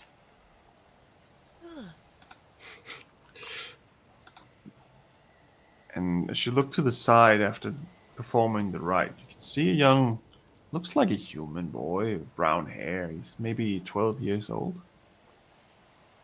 And he looks at you and he says, "Yeah, now you're doing something fun. Come on, old man. I'll take it from here." He walks over to the grave, and you can see this spectral version of Sean's supposed dad, or how he looked when he was alive. Look at you, and Sean, confused, but then he smiles and he grabs the boy's hand, and they just kind of start walking and fade away. But you're the only one who sees this. Was that Ron?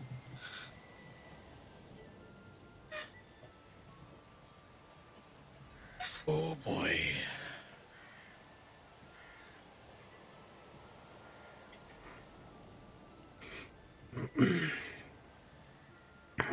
I never did like a funeral. You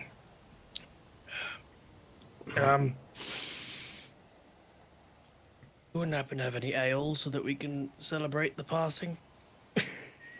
I think we had some in the basement that we had to leave. No, that's gone. I bought some more. Oh, okay. So we have, but just not the original? Yeah, I was here all by myself, like I read all those pirate stories about rum, so yeah. You're not even 17 yet. So? Decided I Some was zombies don't care. They're gonna kill me anyway. Why not just get drunk first, at least? Try it. That's why you should be fucking staying alert and not drinking and losing your sense. Well, I ran out really quickly, so it's all fine. You know, I don't mind, like, having a touch of something, but you're still growing. You shouldn't be doing that, especially in these kinds of circumstances. Only in a safe space in the city. Well, Something like that. This was when I was, like, younger, like, when you just left, like, I was just trying to be an adult. I understand now. Let's go back to the house. Come on, let's go get those drinks. Drinks sound great. Yep. Okay. And he had both meat and ale and wine and spirits and dwarven liquor. There is a lot in there of this supplies that he has gone to the city for over the course of how long you were gone. Sean is equal parts impressed and also shocked. Oh my goodness. If I had a son, I want him to be like you. Well, maybe I'm up for adoption if I keep messing around with my dad here. Hang on. Technically, he's already... Look, hang on. Technically, your mum's died, and technically, he's already died. Technically, you were orphaned. Well, I don't think there's a will anywhere. Sean stares at Drekking like he has just said the most fucked up joke. Like that has crossed a line. Just... You're right there, Drekking? Look, so I have some ale over alcohol's here. Getting to my head. I think I'm just gonna. Yep. Yep. Yeah. All right. Right. Yep. Tell me. Sing along if you know this one, and Celeste will start playing a common folk tune, I guess, from around these areas. The cat and the fiddle. You probably will know. It's 18 performance. He starts humming along. He doesn't really know the lyrics, but he definitely knows the melody. So. Well, I used to be a farmer and I made a living fine. Country road. And then John steps on a trap. Steps on a bee? I thought about to say stepped on a bee. Oh! Get out of my head. On a bee. And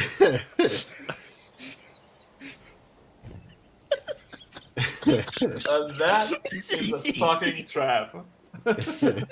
Wow. Anyway.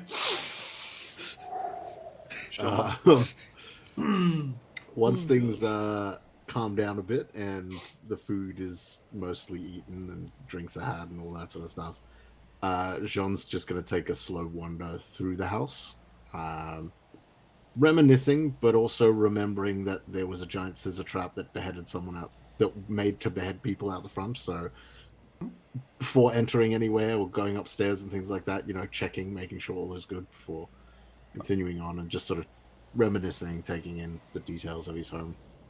It's the last time he was here. The majority of everything here is actually quite like you left it. It's been cleaned. It's actually well kept in that sense that that you've been gone for a while and having like a young man here by himself. You expected it to be less clean, but he's also changed slightly from when you left him. So he's more of a young man now and seems to have his shit together a little bit.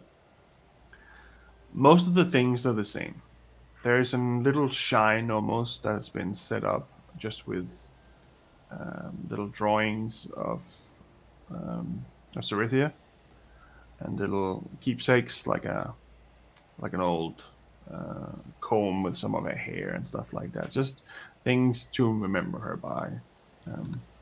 That you did not leave there. That's something that he has set up over time. And there's also part of that some items that are devoted to you, like he has a little button that you remember once losing and couldn't find again, and there's a whole bunch of little keepsakes for you as well, and drawings of you as well. And it seems like some of these drawings are they're not great, they're not like super well made, but it seems like it's something that he's probably started doing a little bit over time because he was on his own. But the house itself is well kept, and pretty much everything is exactly where you left it. Jean's gonna make his way over to the little shrine of sorts that was made up for Cerithia. And he's gonna pull out the tear that turned to glass. Yep. And he's gonna gently place that down there. And sort of just taking everything a bit before heading back down and joining back in with the festivities. Right.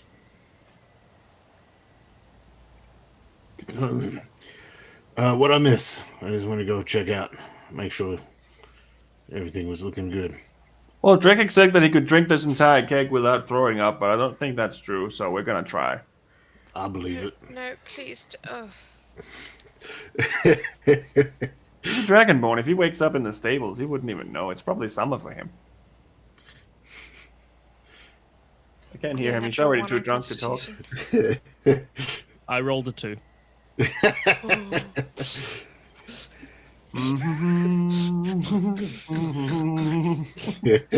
don't know where this is going. Oh. So, the festivities continue, and everyone's having a good time. And at some point, very late, where everyone has decided that it's probably time to start heading to bed, you don't really notice, but Drekik seems to have vanished over the course of this drinkery. Is there anything specifically that you two want to do during that night that you have not done so yet? Or are you ready to turn in? You want us to sleep, Sean? Just on the couches, or? I mean, wherever. If you don't mind, I'm going to take my room. But wherever you find comfortable, if you need anything, I'll see what I can hustle together. I mean, if you want to, Mrs. Celeste, you can sleep in my room. I have a nice bed there. I'll take the sofa. My bed's pretty good. Oh, no, it's fine. I couldn't possibly put you out. Oh, you guessed it's fine. Don't worry about it. All right, well, if you insist, thank you. Let's see what John happens there. turns, gives a little smile and a nod towards Derlin. Well done. I don't even know if I did anything there. Anyway. Okay. Yeah, I'm gonna head to bed now, I think. I'm glad you're still doing the smart thing, offering the guest the better one. Speaking of guests, who the fuck is Dragic? I think I saw him out with the stables. Make sure he hasn't fallen asleep in a bear trap or something. Ugh. Oh, I made sure that the ones around here are safe. He has to walk a fair bit. Best check on him anyways, just to be safe. I'll keep my eye on him. I'm gonna go make sure Ingway's alright. I'm sure he's probably sleeping next to the cow or something like that. He's probably already sleeping somewhere. But probably not outside because it's so cold, but he'll probably, I don't know. He's found a few cushions in a corner or something and made a nest or something. Fair. Before I go to bed, I'm gonna go have a quick look for Drakic. But you find a Drakic, not quite asleep yet, but it seems to be mid-conversation, practicing some sort of theatrical play that he once saw. Talking to the cow. And lo, I say unto thee, who are you, my sweet love? Bravo. And he throws Hold your applause. All right, come on. Let's get you in. Mixture between ale and breath weapon at this point, I think. It's like frozen spikes of like puke into the ground. I would like to order one frozen nasty. Hey, there's the ration and rice. So there's it's just a spike of ice with. Yeah, you get it. I'll return for you, Bessie. Come on. For me. Come. Let's get you inside. Let's get you down. Just threw my D20 across the room. Did you throw it down or up? I just flung this and it just went. Well, you managed to get a very drunken Drakic inside. Now that he's thrown up, maybe he starts feeling a little better. Is there a decent place? Like, I assume the couches are pretty thin and someone drunk might roll off type thing or something like that. Oh, I'd say that there's probably a guest bedroom as well, like a guest bed. I mean, not a bedroom, but a guest bed somewhere that's technically, maybe it's like a bench normally, but then you can take the top off and then it's kind of sleep in there. That's probably fair. Or some cushions or some rocks or something. Take him in there if he's willing. Come on. Yeah. I think you gotta sleep this off, friend. On there. Yeah. Sleep is for the weak. Yeah. All right. Take my cloak off. Put it over him. Well. Sleep well. Yeah. Definitely taking on the role of the horse again. Bye-bye. Off to bed. Right. So you head off to your old bedroom, and you lay down to rest, and you can feel your presence of your wife all around you.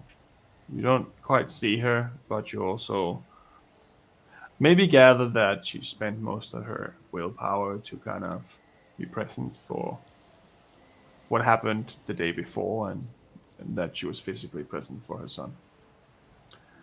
But you can feel that she's definitely there, and you feel a little warmer than you usually do when she's arriving. It's almost like she's actually heating you up slightly instead of cooling you down as when the air turned cold. Just before falling asleep, he's gonna roll over and just place his hand on the spot where she used to sleep, and he's gonna try to fall asleep like that. Right. Okay. Before Celeste. Celeste. Oh, sorry. So you are shown to a young man's room with a it's a single bed size. There's a little bit of clutter in there. It seems like most of the trouble is probably in here. This is where you can see he's still a little bit like a teenager. But most of the house was obviously clean. He knew you were coming too, so maybe that's part of it too. It's like an inspection. His room's full of different kind of things. There's like an old bow that he probably had when he was a kid hanging on the wall and stuff like that. There's some boxes here and there with things in it. There's some books, some of them about herbalism and stuff like that.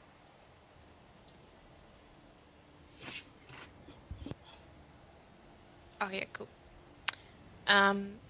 So Celeste will, I'll sit down kind of at the edge of the bed,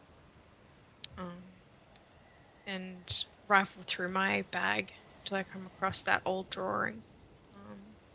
Kind of look at it, like trace my fingers across, his face. Just go. You're trying to tell me something. I don't understand it. I don't know what I'm seeing. What do you want me to see? I don't even know if it's you. What do you want from me?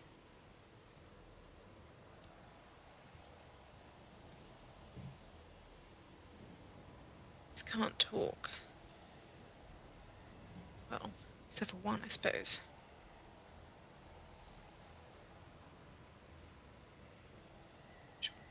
Fold it up and tuck it back into a bag, and then roll over, and just revisit kind of that point in time, like over and over, just like replay it over and over and over in her head to see if there's like something that she's missing, like something that happened that be causing like this sudden kind of memory leak, until eventually she falls asleep.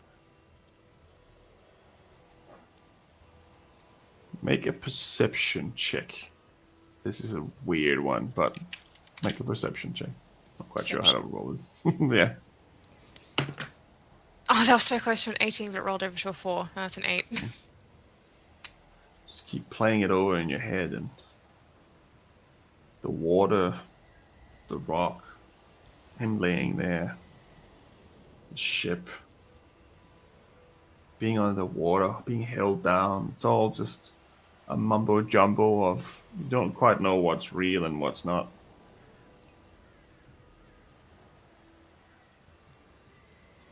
Just keep playing it back and forth, and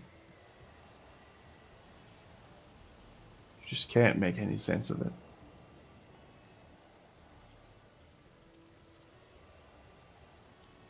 I should put all this behind me. Eventually, probably very early hours of the morning, she'll finally fall asleep. Right.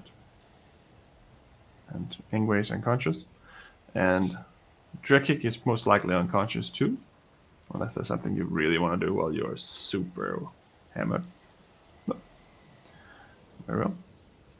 So you all get a long night's rest. You can click the buttons, except for Ingwe. Twice in a day.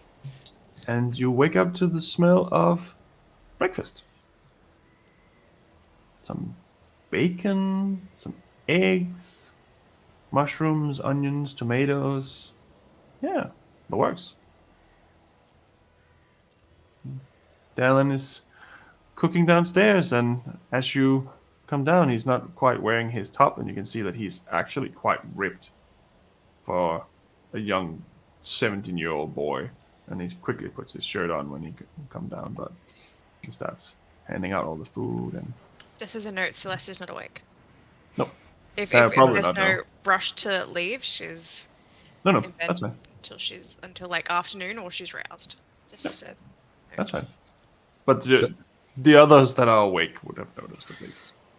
But Sean sort of looks at his arms and is just like, Yeah, you can still take him. Eat your bacon, Dad. Yep. Thank you for this, for Thank you. looking after my friends, everything you've done. You didn't have to, and I'm very grateful that you've done this, and I'm very happy that you've managed to not only survive, but seemingly, to some extent at least, thrive in these conditions. So, Well, there was one point where I was pretty close to just kind of upping and leaving, going to live with Crumrick, but that's when Abelodon came by and it kind of changed things. It gave me a bit of a purpose. And I could kind of see why it's smart to know these things that you always try to teach me when I was a kid, but just never really took it in too much. So, thank you. no, I'm glad to hear it. Maybe this Belladon figure ain't too bad. No, I think he's honestly just a really good guy, but he's just very troubled, like his whole wife business. Yeah, no, that's fair. I really wish them all the best. Yeah, it sounds like they've done well by you, and they just doing best they can for themselves, trying to figure out what's going on with their wife and whatnot. Yeah, there's some similarities, Mm. obviously. I mean, once we get all this sorted, maybe you and I can help him if things ain't sorted for him yet. Sure, I'll let him know. Like, I would love for you to meet each other. It's a bit weird that these two parts of my life haven't met each other. That's kind of weird, but Tell me about it. Half the time I was out with this lot, I was just thinking about, how I think you really like certain elements of them, and I thought you'd get along with them, especially. I mean, weirdly enough, he reminds me a little of you, um, and sort of points over to Ingwei, who I assume is still unconscious in the corner of the room. yeah, I mean, I saw him eat one of those red mushrooms. I don't think he should have done that yesterday, but I see what you mean. Yeah, yeah. Yeah. He's a good one. Yeah, they seem like they're good people, Dad. Yep. Sort of looks over at Drekik. They're good people. Even you, Drekik.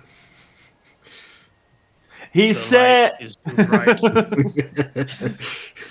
He puts a little monkey on the table and just starts ding, ding, ding, ding. Maybe that toy's not that bad after all. I'm just gonna take a walk outside. All right, watch out for traps. Stay close. Well, Oh, I'll just stay on the porch. well, I think you did good, Dad. I think what I learned is that French is the most important thing in the world, and I think you found a good bunch there. Yeah. Yeah. Well, you're gonna be spending a bit more time with them. We still got I think at least 2-3 days ahead of us before we get. So, am I gonna get a matching tattoo like the rest of you? Am I part of the group now? Nope, not even a little bit. Right, well, you have two, so that's still one Yep, plus. So I can I still sure have do. one tattoo, and I still not as bad as you. I'm gonna tell your mom. That's not how it works. I'm tell grandma. What Go does ahead. this string do? He's pointing at the string next to the door. What does this string do? Oh, it's my zombie hair cutter. Look up.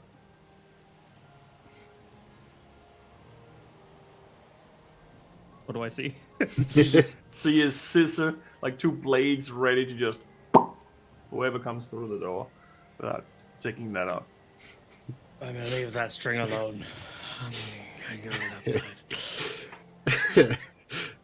I love the idea of like a hungover person just trying to find peace and just constantly walking around like, that's a trap, that's gonna kill me. Why do I have to be so alert here all the time? Is this rocking chair booby trapped? No, it's just a door. Everything outside, but Yeah, House is so I can fine. sit on this one. Mhm. That's all right. Okay. It's down. Yeah, I found some of my old toys.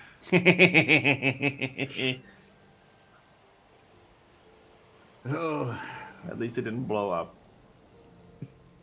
What? Nothing.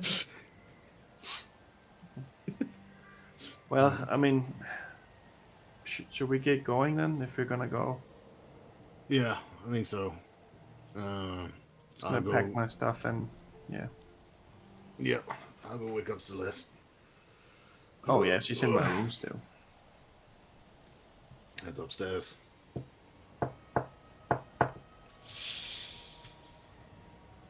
Doesn't shine.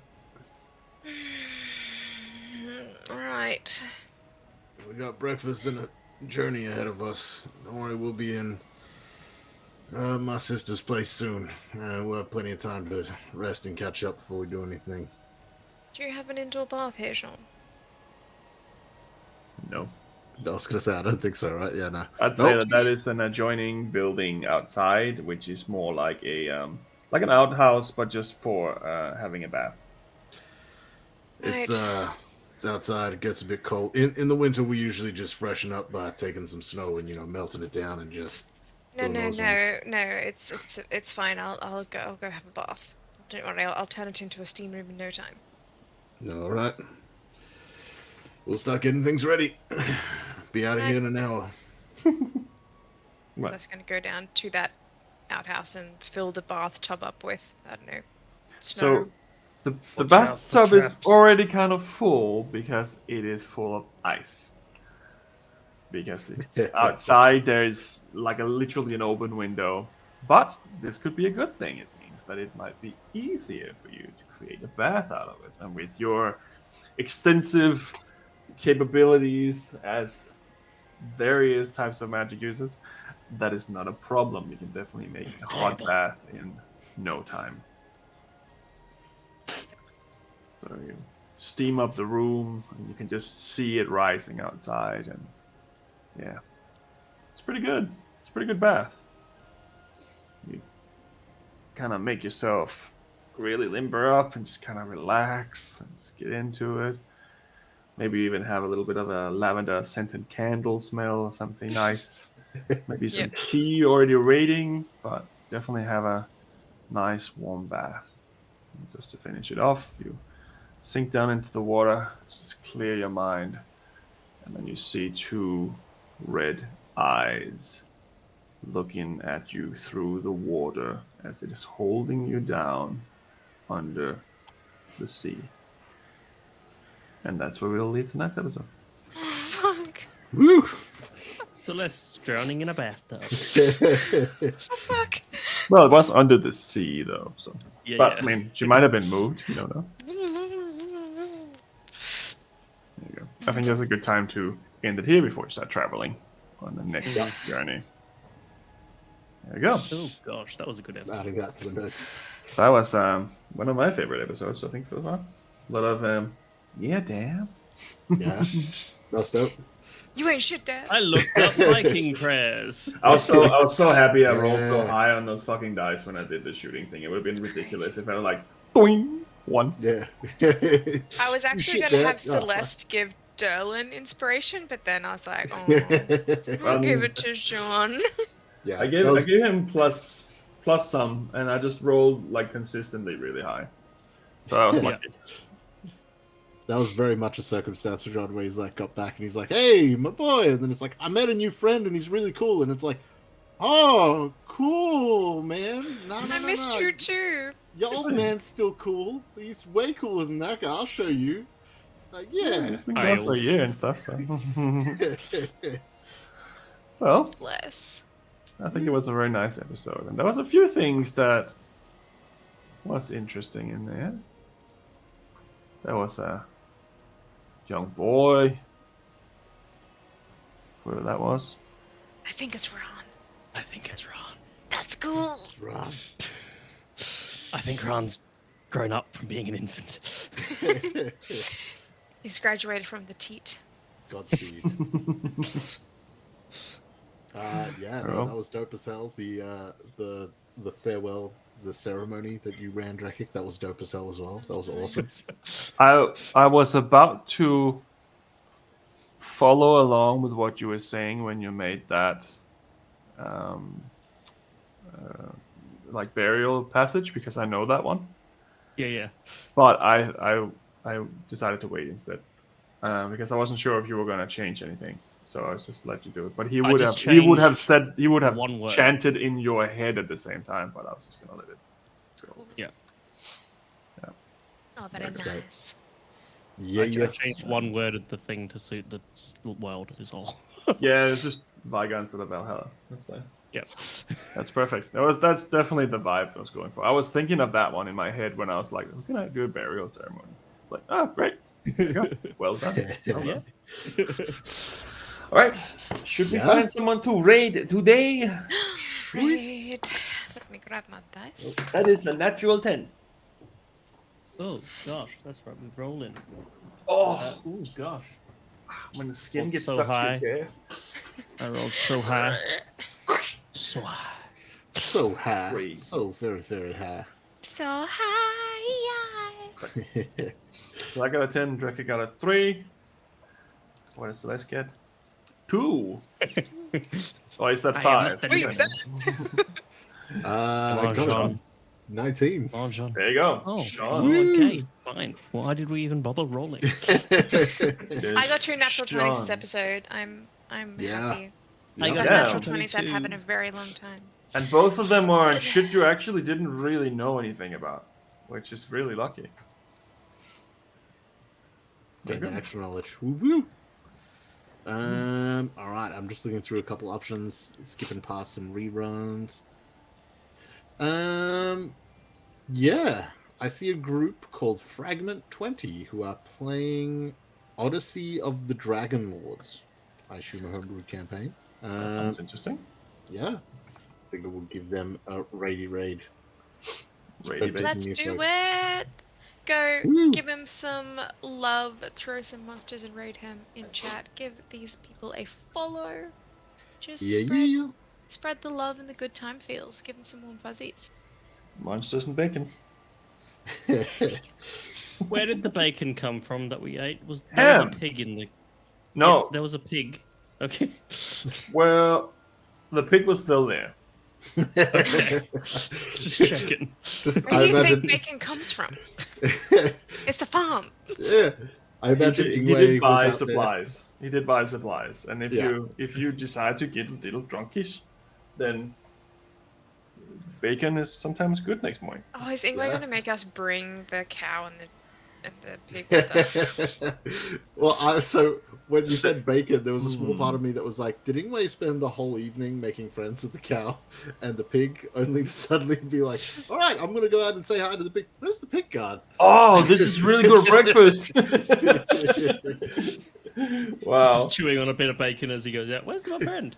No, I'd say that there is a way to safely leave enough feed for both the cow and the pig for them to survive by staying. You don't have to walk around with a Yeah, fair. pig and a cow. I know, Turns like, into a cartoon. you know, I'm just thinking, is Ingwe going to make us take him? No, he's unconscious. Oh god, talking. not carrying him. Very well. Yeah, well, we are good to raid now. Thanks everyone for tuning on in. Thank you everyone for watching the family drama unfold. Love it. Yeah, very John-centric episode. Apologies and also not. No, that was awesome. Well, I mean, it didn't end like that though. yeah, that's true. That's Alrighty, well, raiding out in 5, 4, 3, Alright, guys, love you. 2, See you next week. 1. See ya.